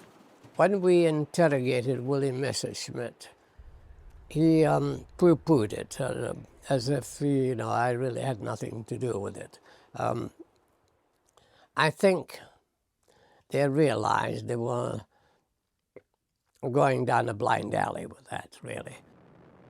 For a project cloaked in secrecy, rampant rumours begin spreading in the decades following VE Day.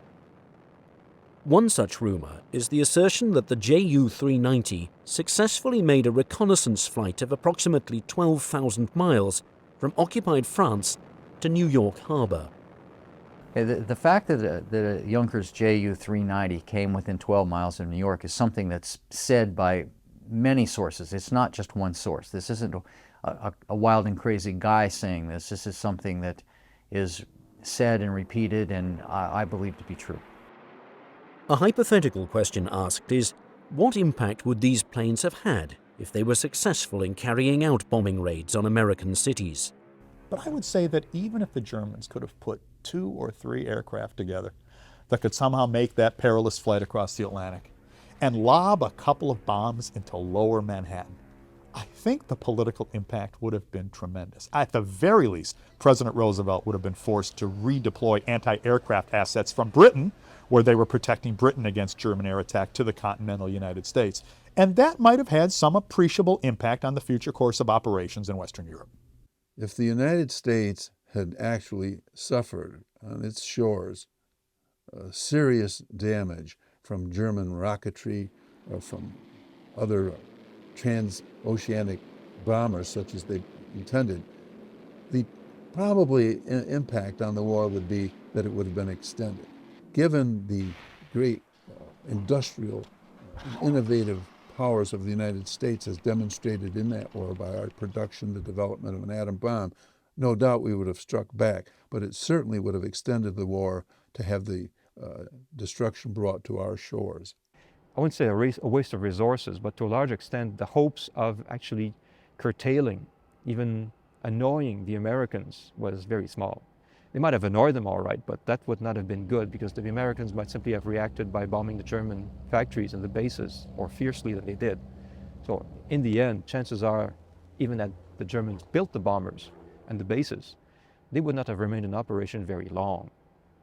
They may not even have been completed before they got pulverized.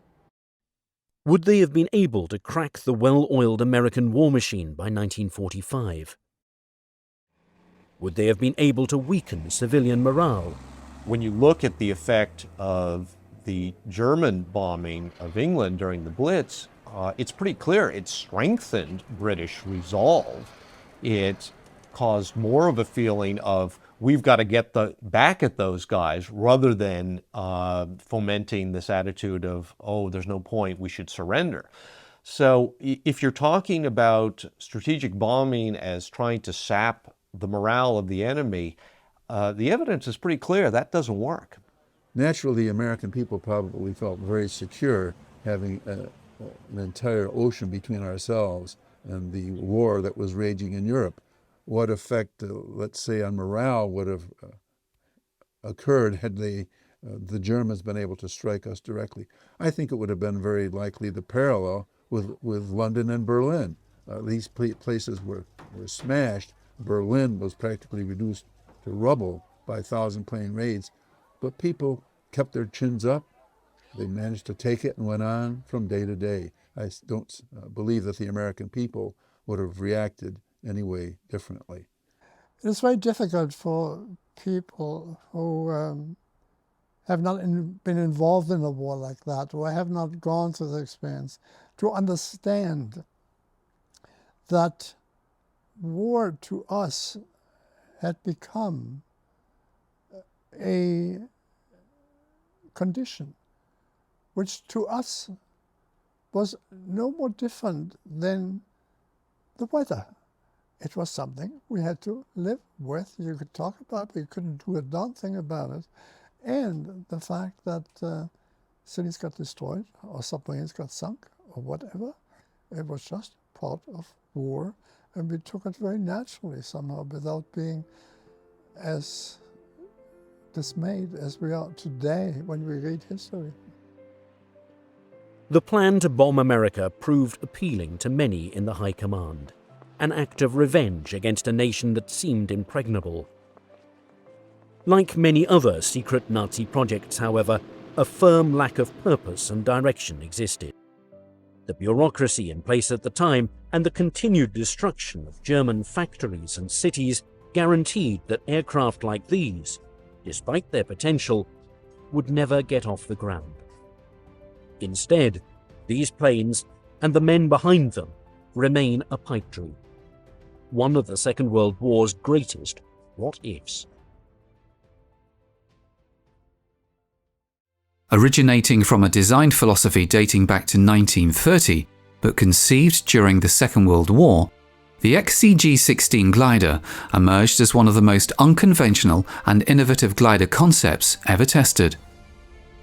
Initially designed for transporting heavy equipment and supplies, including vehicles and military personnel, the XCG-16 later became involved in experiments to deliver fuel to long-range bombers during flight. As a crucial element of the war effort, it showcased the capability to transport substantial loads without the need for an engine. Despite its troubled test history and eventual exclusion from production, the XCG-16's design retained its distinctive features. The roots of the XCG-16 can be traced back to May 1930, when American aero engineer Vincent Bernelli explored various lifting theories and flying wing concepts. The United States Army Air Force subsequently issued a specification calling for a novel design incorporating Bernelli's patented lifting fuselage concept. To assess the most suitable design for military use, a competition among different aircraft manufacturers was organized at Wright Field. Designers Hawley Bolus and Albert Kriz utilized Bernelli's concept as a foundation to create their own glider for the competition. Bolus, previously focused on designing leisure aircraft and recreational vehicles for the civilian market, ventured into military aircraft design for this competition.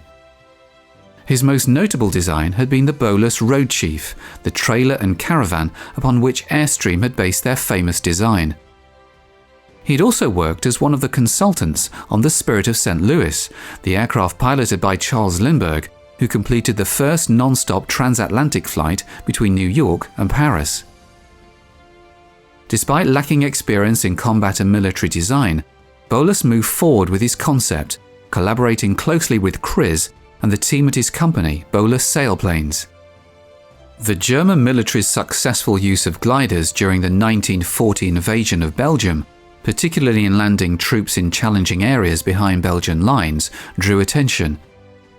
Gliders played a crucial role in capturing strategic sites, exemplified by the rapid overrun of Fort Aben-Amal in May 1940, where glider-borne Nazi soldiers surprised Belgian troops. While the United States initially maintained neutrality in the early stages of the war, experiences like the Battle of Fort Aben-Amal prompted the United States Army Air Corps to take gliders seriously into consideration. In response to the USAC's request for a glider capable of transporting troops, heavy equipment, and supplies towed behind engine-driven bombers and transport planes, Bolus and Kriz diverged from the traditional single fuselage design that characterized most American gliders. Instead, they embraced a flying wing concept, closely studying Bernelli's philosophy and incorporating their own ideas on top of it. A half-size prototype model was created in late 1942 by Bolus Sailplanes, with Bolus and his team considering the initial test results to be good. The first full-size glider prototype, named the MC-1 glider, was produced by General Airborne Transport. Following the closely followed design of the half-size model, initial factory tests once again indicated the potential of the new design. The full MC-1 design was envisioned to be larger than other gliders of its time. It was characterized by a high wing configuration with a wooden frame and fabric covering, all while retaining Bernelli's philosophy. With a wingspan of 110 feet and a length of 67 feet, the MC-1 boasted substantial dimensions. Bolus aimed for a cargo capacity of up to 15,000 pounds, facilitating the transport of both cargo and troops through two large cargo doors located at the glider's front for easy access and rapid deployment during battle situations. The intended operational method involved towing the XCG-16 into the air by a C-47 or C-54 Air Force transport plane, which would then release the glider to continue its flight independently. The glider featured a twin-boom design for the tail. Designed with spoilers, the XCG-16 could deploy them to reduce lift and increase drag, enabling rapid descent and short landings on various terrains. Additionally, the glider was equipped with retractable landing gear, deployable for landings on rough ground. The maiden flight test of the MC-1 began on the 19th of July 1943 at March Field, California. The first test run proved to be a success and was commended by military and business observers. A second test flight was scheduled at March Field on the 11th of September 1943, but this run ended in disaster. Among the crew and passengers aboard the glider were notable aviator and businessman Richard Chichester DuPont and military glider specialist Colonel Ernest Gable, who was set to pilot the MC-1 for its demonstration. During the demonstration, the glider was towed by a Lockheed C-60. Shortly after takeoff, an unintended encounter with the C-60's prop wash caused the glider to violently sway from side to side. Compounding the issue, the weight ballast inside the glider had not been properly secured and began to shift, exacerbating the rapid tilting of the XCG-16. Recognizing that a crash landing was imminent, 3 of the passengers, including DuPont, attempted to parachute from the glider as it continued its descent. While 2 passengers successfully landed safely, DuPont tragically lost his life when his parachute didn't open in time. Colonel Gable remained on the glider and also lost his life when it ultimately crashed into the ground. Despite the tragic setback at March Field, Bolus continued with the design, and the US military awarded a contract to the General Airborne Transport Company in November 1943 after negotiations. The contract approved the construction of 3 MC-1 units. 2 flyable and 1 for static tests were awarded by the USAF. The completed full-sized MC-1 gliders were also given the military designation XCG-16, and the name stuck. Only 1 completed XCG-16 unit was manufactured and submitted for USAC testing. Test pilots and engineers acknowledged the XCG-16's strong aerial performance, highlighting its excellent stability and maneuverability. However, military observers concluded that the glider fell short of expectations in terms of cargo and loading capabilities, deeming it unsuitable for combat situations. Consequently, no additional units were produced. There was initial consideration of repurposing the glider for new Air Force experiments. In 1944, the US military explored the concept of extending the range of existing transport and bomber aircraft by utilizing trailing gliders to carry fuel. The XCG-16 airframe was handed over to the Cornelius Aircraft Company, known for building gliders, to modify and test the forward-swept wing design, capitalizing on the XCG-16's robust capabilities. The Cornelius Company made several alterations to the glider, renaming it the XFG-1 and prepared it for a test flight. However, the first XFG-1 model crashed during a demonstration in October 1944. Although a second model was produced by Cornelius following the Bolus format, by that time the US military had lost interest in the project, leading to the discontinuation of further development. The Ryan XV-5 Vertifan was an experimental jet-powered VTOL vertical short takeoff and landing aircraft developed in the 1960s.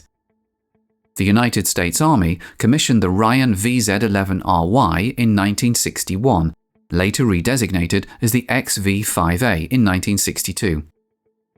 This initiative was part of the Army's exploration of VTOL capabilities, alongside the Lockheed VZ-10 Hummingbird, which was later redesignated as the XV-4 in 1962.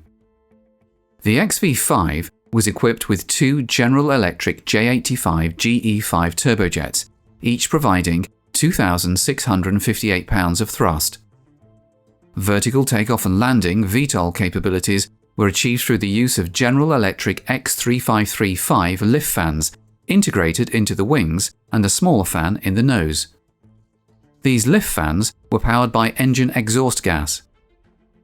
Each wing featured a 62.5-inch diameter lift fan with a hinged cover on the upper wing surface, which could be opened for VTOL operations. The 36-inch nose fan played a role in pitch control but posed challenges in terms of handling characteristics. The lift fans collectively generated vertical lift of approximately 16,000 pounds, which was nearly 3 times the thrust produced by the turbojets. Yaw control was facilitated by a set of louvered vanes beneath each wing fan, enabling the vectoring of thrust fore and aft. The XV-5 Vertifan was a part of the Army's exploration of innovative VTOL technologies during the 1960s, showcasing unique lift fan configurations for vertical takeoff and landing. The engine power setting determined the lift from the fans, as fan RPM was determined by the exhaust output from the J85 engines and the load on the fan. Roll control was by differential actuation of the wing fan exit louvers. Aircraft performance was subsonic, with delta wings superficially similar to those on the Douglas A4 Skyhawk. The Vertifan had an unusual intake position above the two-seat side-by-side seating cockpit and a T-tail. The XV-5A was painted in army green, while the XV-5B had a white NASA colour scheme. Despite its unique design, the lift fans on the XV-5 didn't generate the anticipated thrust, and the transition between vertical and horizontal flight proved to be challenging and abrupt. This aircraft marked one of the last crewed endeavours by Ryan, a company that shifted its focus to drone manufacturing in the mid-1960s. The XV-5 was part of a diverse array of attempts to create successful vertical takeoff aircraft. However, the lift fan system used in the XV-5 was heavy and occupied a considerable internal volume. Only the Hawker Siddeley Harrier remained operational by the turn of the 21st century, along with technology enabling the use of a shaft-driven fan in the Lockheed Martin F-35B. The combination of the J85 engine and lift fan in the XV-5 was a precursor to developments that led to the first high bypass ratio engine by General Electric, the TF-39. The lift fans were driven by turbine blades mounted around the fan's periphery, with a mass flow 13 times greater than that of the gas generator and resulting in a threefold increase in thrust compared to a propelling nozzle. Following the demonstration that large volumes of air could be moved through a lift fan, an 80-inch tip drive fan, turned through 90 degrees and powered by a more potent J79 engine, was constructed to showcase an efficient cruise fan. This concept of a large diameter cruise fan was incorporated into the General Electric TF-39 engine utilized on the Lockheed CF-5 Galaxy. The XV-5, while not achieving widespread success, played a role in advancing lift fan technology and contributing to subsequent developments in aircraft propulsion. Two 12,500-pound XV-5As were evaluated in late 1966 by 15 test pilots. One was destroyed in a crash during a public flight demonstration on the 27th of April 1965, killing Ryan test pilot Lou Everett. As a result of this accident, the conversion switch was changed to a lift-lock toggle and relocated on the main instrument panel ahead of the collective lever control. The XV-5 presented challenges during landing due to various factors. Yaw control relied on altering the angle of the lift fans in opposing directions, but this method proved insufficient for precise low-speed handling. The duct doors further complicated control, causing significant pitch changes even at low speeds. Additionally, the aircraft experienced poor acceleration during standard runway takeoffs. Promotional materials and tests explored the potential of a rescue version equipped with a winch to hoist individuals into a compartment behind the pilots. However, a tragic incident occurred on October 5, 1966, during trials for the rescue aircraft. The second XV-5 sustained extensive damage when a suspended horse collar survivor sling was drawn into a wing fan. Despite the fan still functioning well enough for controlled flight, Major David H. Tittle, the pilot, suffered fatal injuries due to the ejection seat propelling him out of the aircraft after it hit the concrete airport surface. Following the accident, the second aircraft was reconstructed as the modified XV-5B and testing continued until 1971. An XV-5B is currently on display at the United States Army Aviation Museum in Fort Novosel, Alabama. Despite the cancellation of the program, the ducted fan concept was deemed successful, leading to several proposed follow-up programs. The ducted fans were recognized for their quiet operation, especially for the era, and their ability to operate from standard surface materials without causing damage. This set them apart from other VTOL aircraft, which often require protective mats to prevent ground surface damage from their exhaust, a concern mitigated by the cooler exhaust from ducted fans. In 2004, renowned director Martin Scorsese released the feature film The Aviator, which garnered 5 Oscars. This cinematic masterpiece sparked widespread interest in one of America's most extraordinary figures, billionaire Howard Hughes. Among his many ventures, Hughes undertook the ambitious project of creating a colossal amphibious aircraft known as the Hughes H-4 Hercules. This flying boat, constructed as a singular prototype, made its historic maiden flight on November 2, 1947. Despite only completing a single flight, Hughes' Hercules secured its place in history as the largest flying boat ever built. Its monumental wingspan of 98 meters remains unrivaled to this day, surpassing even the dimensions of aircraft such as the An-124 Ruslan and the An-225 Emria. During the early stages of World War II, Allied forces initially underestimated the threat posed by Nazi Germany's submarines. Lessons from World War I had been disregarded, leading to catastrophic losses in naval trade. While losses from German submarine attacks were initially manageable during 1939 to 1940, the situation escalated dramatically in 1941 to 1942. The German Kriegsmarine unleashed a reign of terror across the vast expanses of the Atlantic, sinking nearly 700 Allied ships in the first 7 months of 1942 alone. It wasn't until the latter part of 1942 that the situation in the Atlantic began to improve, primarily due to a significant increase in the number of escort ships deployed to protect convoys. This concerted effort helped mitigate the threat posed by German submarines, albeit after considerable losses had already been incurred. Despite these actions, the threat from German submarines was not eliminated. In such conditions, the idea was born that would protect valuable military goods from Kriegsmarine attacks. Cargo could be shipped across the Atlantic Ocean not only by water, but also by air. However, the implementation of this idea would only be possible with the creation of a transport plane of sufficient carrying capacity. To address the pressing need for a solution, shipbuilder Henry Kaiser proposed the design of a large transport flying boat. Renowned billionaire and aircraft designer Howard Hughes enthusiastically took on the challenge of bringing this concept to fruition, resulting in the creation of a giant aircraft that remains unparalleled to this day. In 1942, the US government contracted Howard Hughes to construct a single prototype aircraft, driven by the vision of a sizable flying vehicle to support naval operations. The result was a multi-ton wooden amphibious aircraft with a remarkable wingspan of almost 100 meters. Initially designated as the NK-1 Hercules, this flying boat boasted impressive dimensions that continue to impress. A fuselage spacious enough to accommodate over 700 soldiers, weaponry, and approximately 60 tons of commercial cargo. To provide the necessary power for this colossal aircraft, 8 engines were installed in its wings.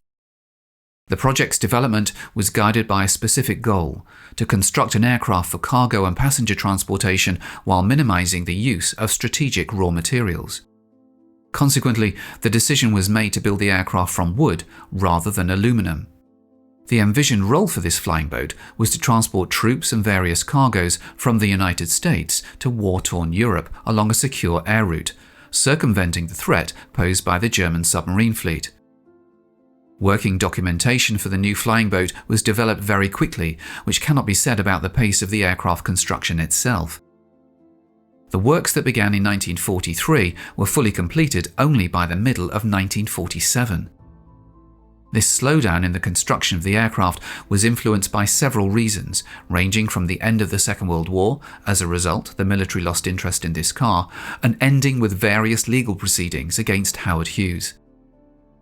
Disputes regarding the funding for the project persisted throughout its execution, reflecting differing opinions on its necessity. One dissatisfied US senator famously referred to the future amphibious aircraft as a flying forest warehouse, but it garnered another well-known nickname, the Spruce Goose. A substantial sum from the US state budget, totaling $22 million, a considerable amount for the time, was allocated for the project's implementation. However, this funding proved insufficient, prompting Howard Hughes to personally invest an additional $18 million into the endeavor. The flying boat, subsequently renamed the N-4 after Henry Kaiser's departure from the project, marked the 4th aircraft of Howard Hughes' own construction. On November 2, 1947, the N-4 made its inaugural and final flight, piloted by Hughes himself. The aircraft undertook a brief flight, ascending to an altitude of 21 meters and traversing a 2-kilometer stretch along the coast of Los Angeles. With this flight, the saga of the Hercules nearly came to a close, transitioning abruptly from the realm of active aviation to that of a museum exhibit. Ultimately, this costly and sizable flying boat proved to be of little practical use at the time. The Hughes H-4 Hercules was characterized by a hull, a cantilever wing, and 8 radial engines. The flying boat had a vertical and tail plumage, as well as fixed wing floats. The entire structure of the aircraft consisted of laminated wood, but contrary to the nickname in the construction of the flying boat, it wasn't spruce, it was birch. At the Howard Hughes plant, woodworking was able to achieve high aviation standards. The construction of the aircraft involved creating full-size patterns of structural elements, from which matrices were produced for molding the parts. The thinnest piece, with a thickness of 1.2 mm, consisted of 3 layers, each 0.4 mm thick. Conversely, the thickest part measured 254 mm in thickness and comprised 200 layers of veneer, each 1.27 mm thick. To maintain the integrity of the veneer layers during gluing, double-capped nails were utilized. Once the glue had set, these nails were removed using a special nail puller, resulting in the extraction of approximately 8,000 nails across the entire flying boat. The resulting holes were then sealed with a specialized putty. Following assembly, a thin layer of primer was applied to the surface, succeeded by a layer of rice paper and 2 coats of protective lacquer. The exterior surfaces of the aircraft were coated with aluminum paint, concealing the fact that the aircraft's underlying structure was composed of ordinary wood. Both the aircraft's skin and its structural components appeared as if they were made of aluminum. The cargo compartment of the amphibious aircraft featured 2 levels, interconnected by a spiral staircase. Hinged doors located at the nose of the aircraft facilitated the easy passage of 2 railway cars or a Sherman M4 tank. This design ensured the versatility and practicality of the aircraft for transporting various types of cargo. At that time, the Hughes H-4 Hercules was the only aircraft that was able to transport the tank through the air. In the best traditions of submarines and ships, 18 seal compartments were provided in the design of the seaplane. 6 of them were enough to keep it afloat. The electrical equipment of the aircraft operated from direct current with voltage 120B, since with traditional 24B, the cross-section of the wires, the length of which reached 50 kilometers, was very large. The seaplane was to be lifted into the air by 8 huge radial air-cooled R4360 Wasp major piston engines from Pratt & Whitney. Each of these engines developed 3,000 horsepower. The engines of the aircraft were equipped with 5-meter 4-blade propellers. Of the 4 engines positioned closest to the fuselage, 4 were capable of generating reverse thrust, granting the giant aircraft the remarkable ability to maneuver independently in reverse and execute tight turns. The expansive size of the flying boat facilitated in-flight engine repairs, as special passages within the enormous wing allowed access to the engines. At the point of attachment to the fuselage, the wing section reached a height of 4 meters. Despite its unprecedented scale, only a crew of 3 individuals was required to operate the aircraft. The collaborative effort between Hughes and Kaiser aimed to produce the largest aircraft ever constructed, surpassing any previous aircraft in size by a staggering 7-fold. This ambitious project stands as one of the most remarkable endeavors in aviation history. The determination and valor of Howard Hughes and his dedicated team, who persevered despite numerous challenges, culminated in the historic flight of the H-4 Hercules. However, tensions arose within the project leadership, leading to significant contradictions. Henry Kaiser advocated for the construction of a 70-ton aircraft to adhere to deadlines and present a finished product to the military. Conversely, Howard Hughes insisted on building a 200-ton airplane, necessitating greater investment of time and resources. This discord ultimately led to Kaiser's departure from the project, while Hughes became increasingly enamored with the idea, incorporating new improvements and proposals that further prolonged the construction timeline of the flying boat. As a result, in 1942, this order was urgent for the US government, but by 1944 it lost its relevance.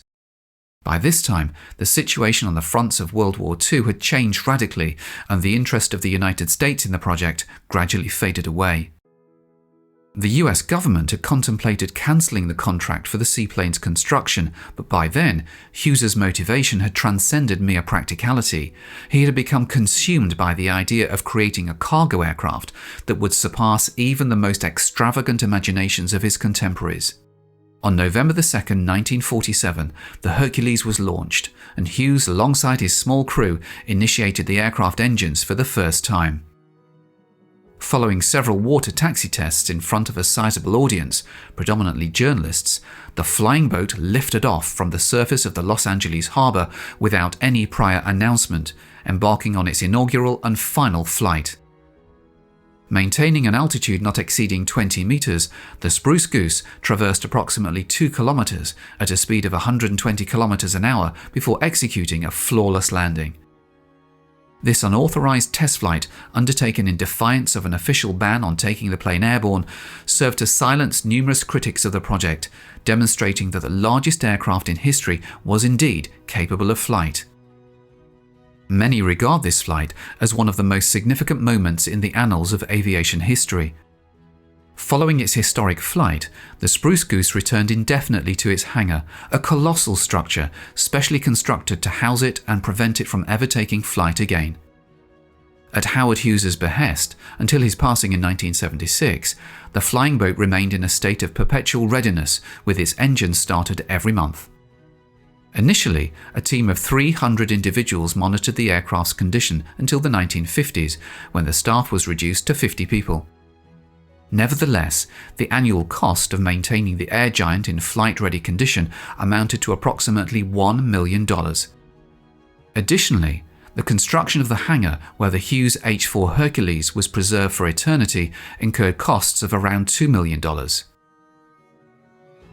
Currently, this unusual aircraft is an exhibit at the Aviation Museum in McMinnville, Oregon, where it was transported in 1993.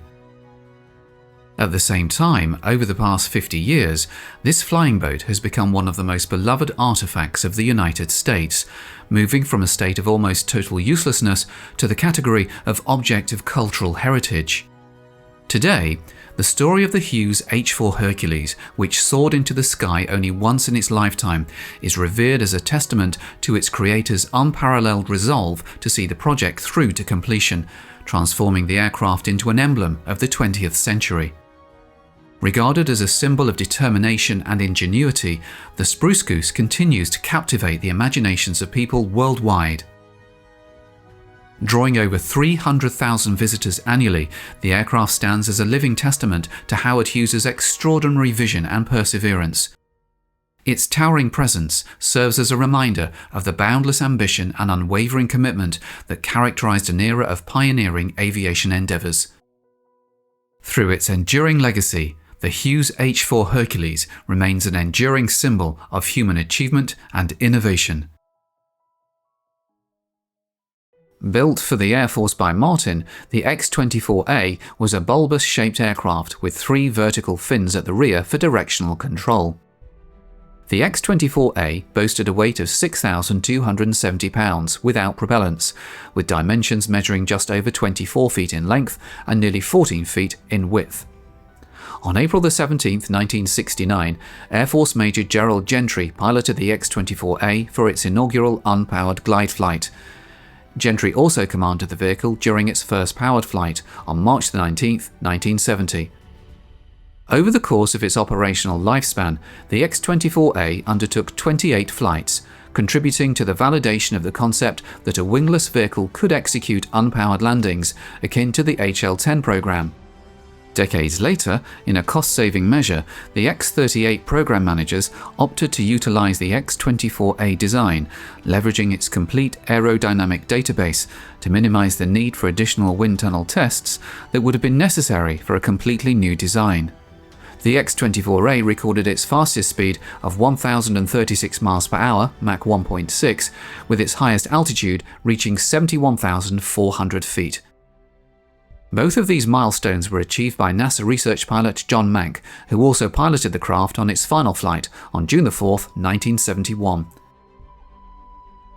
The X-24B's design evolved from a family of potential re-entry shapes proposed by the Air Force Flight Dynamics Laboratory, each with higher lift-to-drag ratios.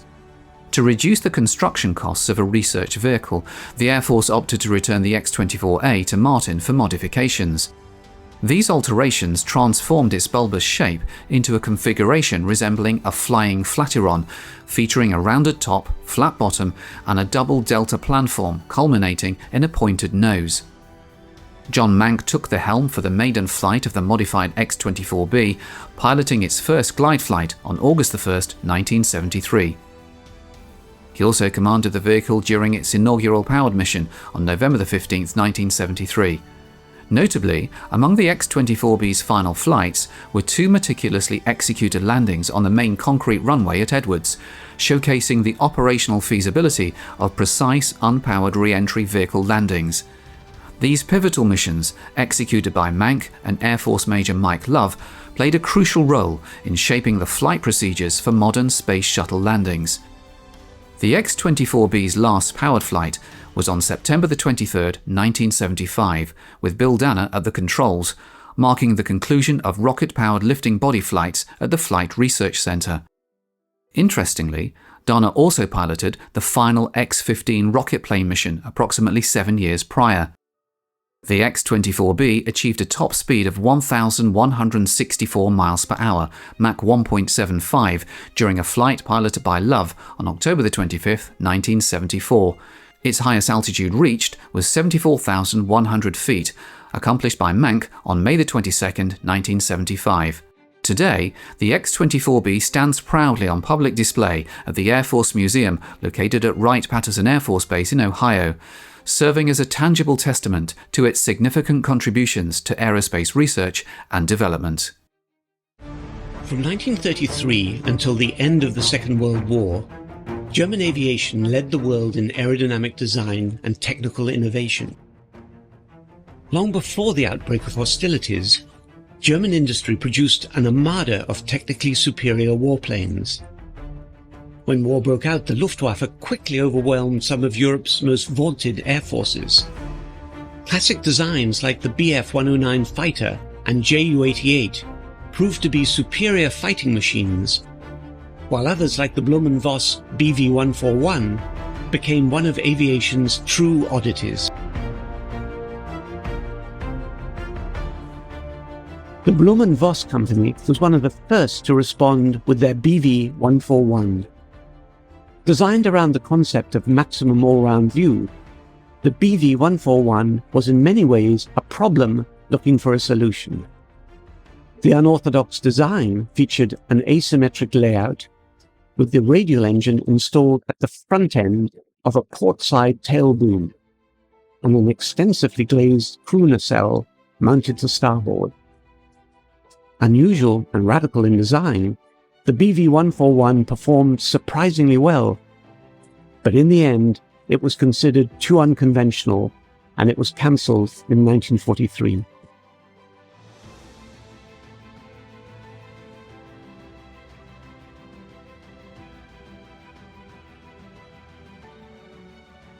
Yes, in my meanderings throughout Germany, just after the capitulation, I was looking for unusual or advanced technology aircraft. And the 141 intrigued me a little, but I had heard that they were at an airfield called Größenhain, which was quite near Meissen. There was a big reconnaissance unit which had many reconnaissance types of aircraft, and I thought maybe the 141 will appear there. So I flew there, and there was no sign of one, but I asked if I could speak to some of the POWs who were in the cage there, and one of the chaps told me that A 141 had indeed been there, but the last he remembered of it was not too long ago. It had had an engine problem while flying nearby and had landed on an emergency strip east of Grossenheim. So I flew over in that direction looking for this strip. But it wasn't really a strip, I found. It was a small airfield. And it was, by this time I'd moved into the Russian occupation zone. And I decided to land there because I had already found that that stage after the war, the Russians were still very amenable to the Brits because we had come in at the early stages of the war to help them. Anyway, when I landed, there weren't a lot of aircraft there, and there was a Russian commissar and with an interpreter, and I asked if there was a 141 there.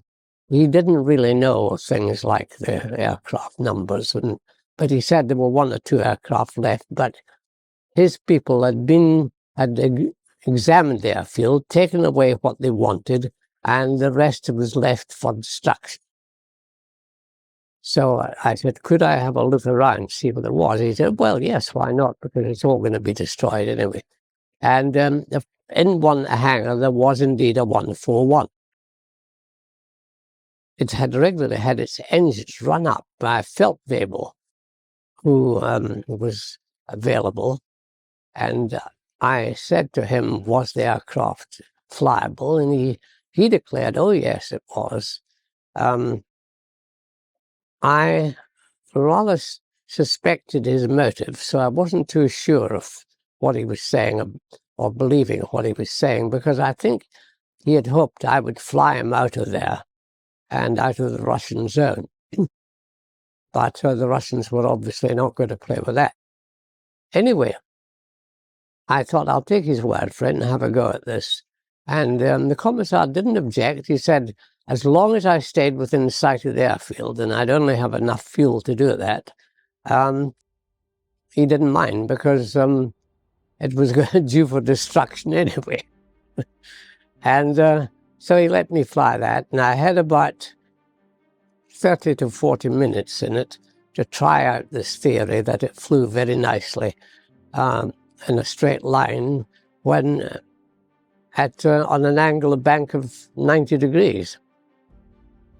And after about 2 or 3 goes at this at various speeds and heights, I had trouble with the engine. So I had to return to base. And so I formed an impression that it probably did what it said it could do. But its real reason for failing, in my opinion, was it certainly wasn't an aircraft in the same category of handling as the Focke-Wulf 189, which I had already flown and was its competitor. Another odd-looking aircraft was the Focke-Wulf 189. The completely glazed central nacelle, twin engines and tail booms were considered too radical for conservative Luftwaffe officials. Performance, however, won the day. Known as the Flying Eye, the FW-189 proved supremely versatile, universally popular, and one of the most reliable aircraft ever to see Luftwaffe service. During combat operations, the FW-189 surpassed all expectations. Despite flying low over the battlefield and taking large amounts of damage, it had the ability to absorb punishment and fight another day. So I think that killed it more than the theory that it gave the gunner a wonderful field of fire by having no starboard half of the tailplane and being asymmetrically offset to give a clear field of fire to the gunner. So that was my experience of it. Not very impressive, but interesting.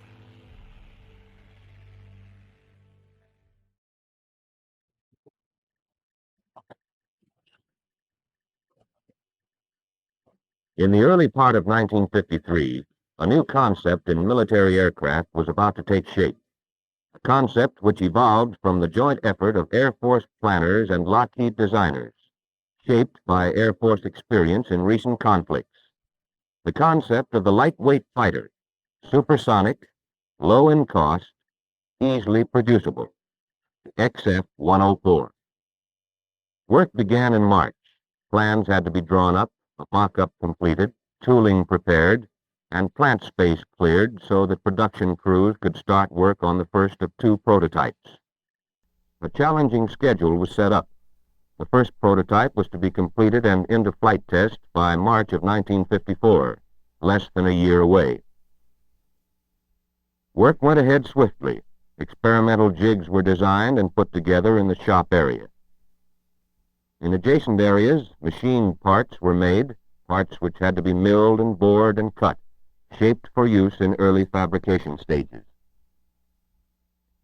Actual fabrication was soon underway, and through the production processes of sub-assembly and assembly, the F-104 began to take shape.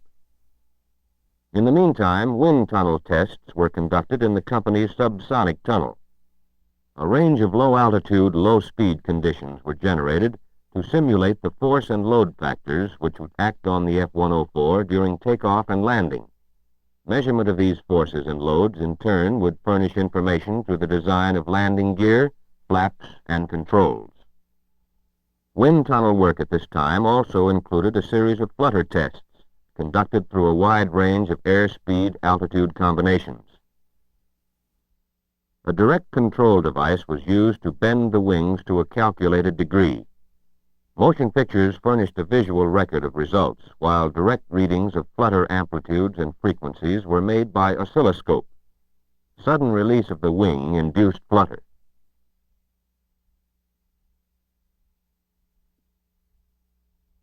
Engineers used the wind tunnel to further advantage in a series of tip tank tests. High-speed photography showed that separation of the tank from the wing was immediate and clean. By mid-October, the main fuselage was well underway, and work went ahead on the empennage, wing, and stabilizer.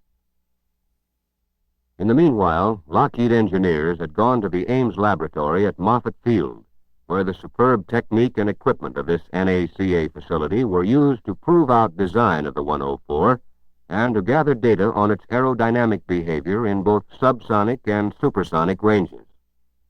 Tests aimed at determining the span-wise distribution of various force and bending moments. Leading and trailing edge structures were investigated, as well as the effects of tail buffeting. The final series of wind tunnel tests was carried out at the NACA facility at Langley Field, adding a full range of transonic data to the subsonic and supersonic data already collected. Free flight tests provided further and highly realistic confirmation of design ideas. 5-inch high-var rockets were used to impel a scale replica of the F-104 straight-thin wing through the air at supersonic speeds.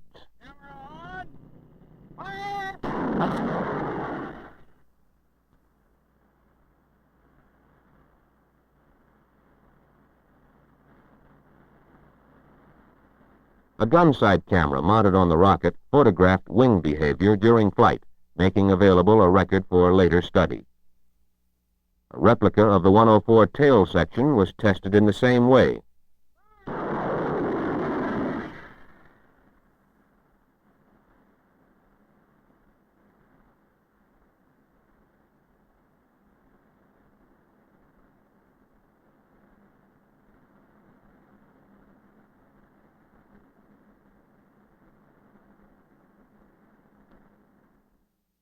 Towards the close of 1953, construction was well along on the forward section of the fuselage.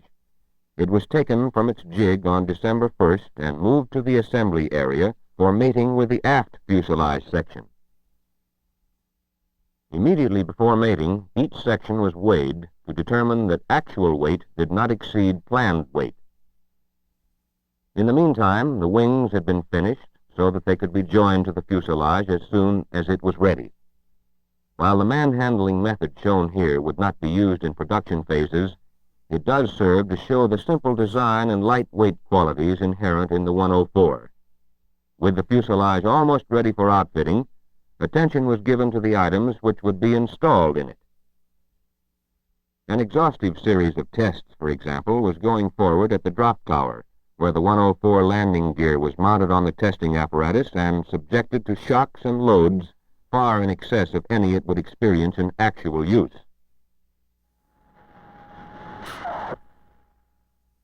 After drop tower tests had proved structural strength, the gear was installed in the 104 prototype.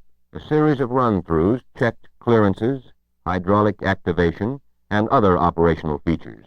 Further valuable time was gained on 104 development by handling several projects concurrently. Armament is an example of this kind of parallel growth. Specialists devised and tested in mock-up a storage box to hold 750 rounds of 20mm ammunition and provide a direct free-flow feed to the T-171E2 gun.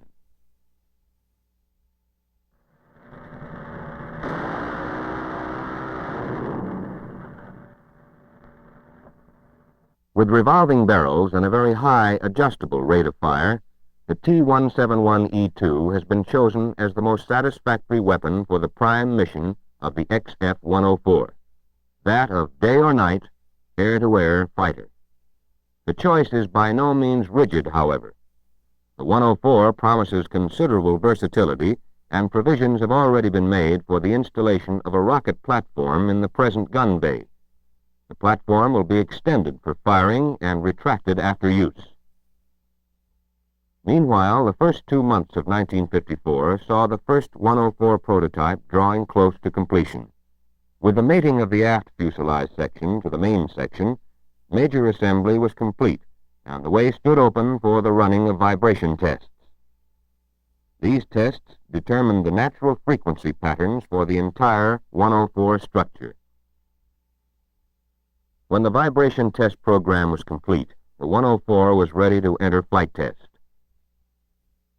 The F-104 left the plant in the early morning of February 25th. Strict security prevailed, and by daylight the prototype arrived at Edwards Air Force Base, 347 days from the go-ahead date. Flight crews began at once a schedule of pre-flight work, submitting systems and operating parts to a thorough round of checks and rechecks.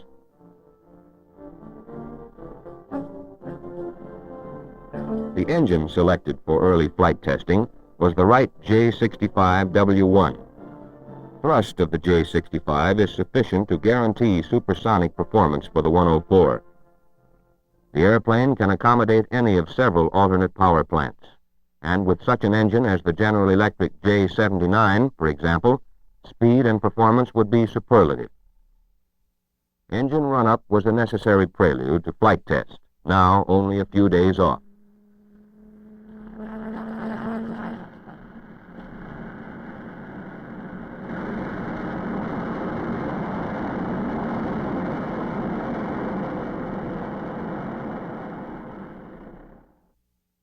A major flight safety feature of the 104 is that seat ejection is downward.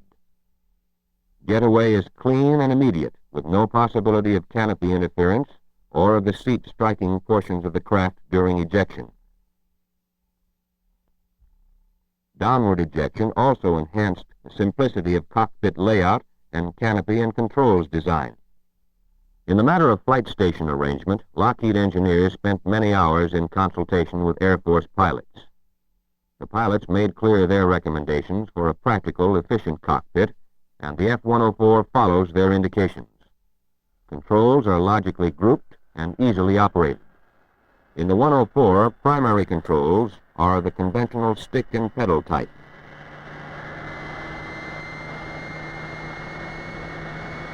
The final pre-flight procedure consisted of a controls check. A cable system operates the rudder. Stabilizer and ailerons are controlled by hydraulically operated, irreversible systems. Secondary flight controls include leading edge flaps, landing flaps, and dive flaps, all power operated. Just before the date of the first flight, a series of taxi runs was made. On February 28th, one day ahead of schedule, the craft became airborne.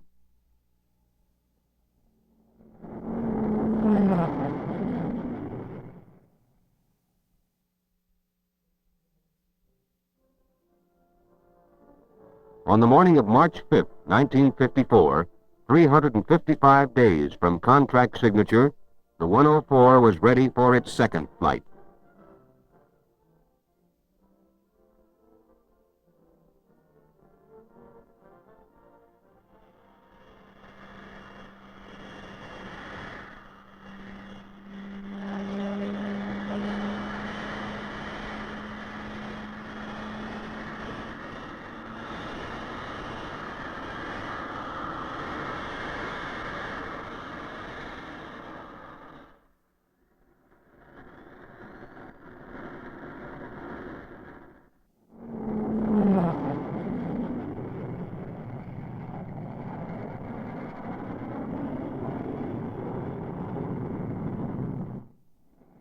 This flyover offers a good comparison of the size and plan form of the 104 with other military types.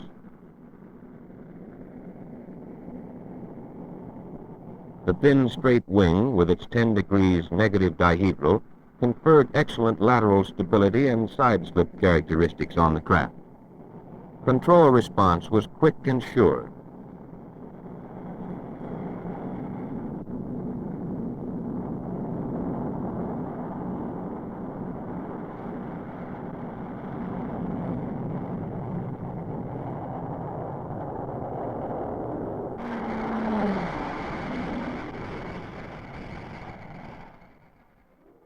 The airplane came through.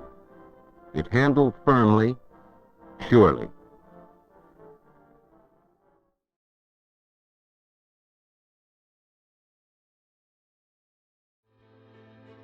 Aviation, the art of aeronautics, began with the dreamers, inventors, and daredevils who dared to defy gravity. The journey of aviation was nurtured by pioneers like the Wright brothers, whose first flight marked a historic milestone. The role of aircrafts in world wars was groundbreaking, dramatically changing warfare strategies. This initiated a technological evolution in aviation, transforming the simplistic wings of a biplane into the thunderous roar of jet engines. Let's journey through the ages of aviation. Behind every great aircraft, there were great minds. These visionaries, like Sir Frank Whittle, the innovator of the turbojet engine, redefined air travel. Then there's Skunkworks Kelly Johnson, the genius behind the SR-71 Blackbird. His designs combined speed, stealth and power, crafting machines that dominated the heavens. The contributions of these pioneers have left an indelible mark on the canvas of aviation, shaping the course of history and inspiring generations of engineers and aviators. Each epoch in aviation history gave birth to extraordinary aircrafts, each with their own unique features and roles. The Lockheed SR-71 Blackbird was a marvel of speed and stealth. The F-105 Thunderchief, a supersonic fighter bomber, was vital in the Vietnam War. The P-51 Mustang, a long-range fighter, was critical in World War II. The P-47 Thunderbolt, a heavyweight fighter, was used extensively in the same war. The A-10 Thunderbolt II, the Warthog, is a close air support icon. The Messerschmitt Me-262 marked a leap forward in aviation technology. Each of these game changers were instrumental in their eras, and their legacies still resonate today. Beyond the game changers, there are those that have transcended their practical roles to become icons. The Concorde was not just an aircraft, it was a supersonic symbol of luxury and speed. The B-52 Stratofortress, a strategic bomber, is an icon of power and resilience. These magnificent machines and others like them have become much more than just aircrafts.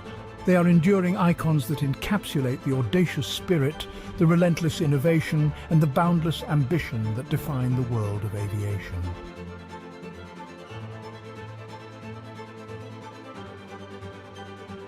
for more amazing aerial footage. And to join us in this incredible journey, check out the Dronescapes YouTube channel.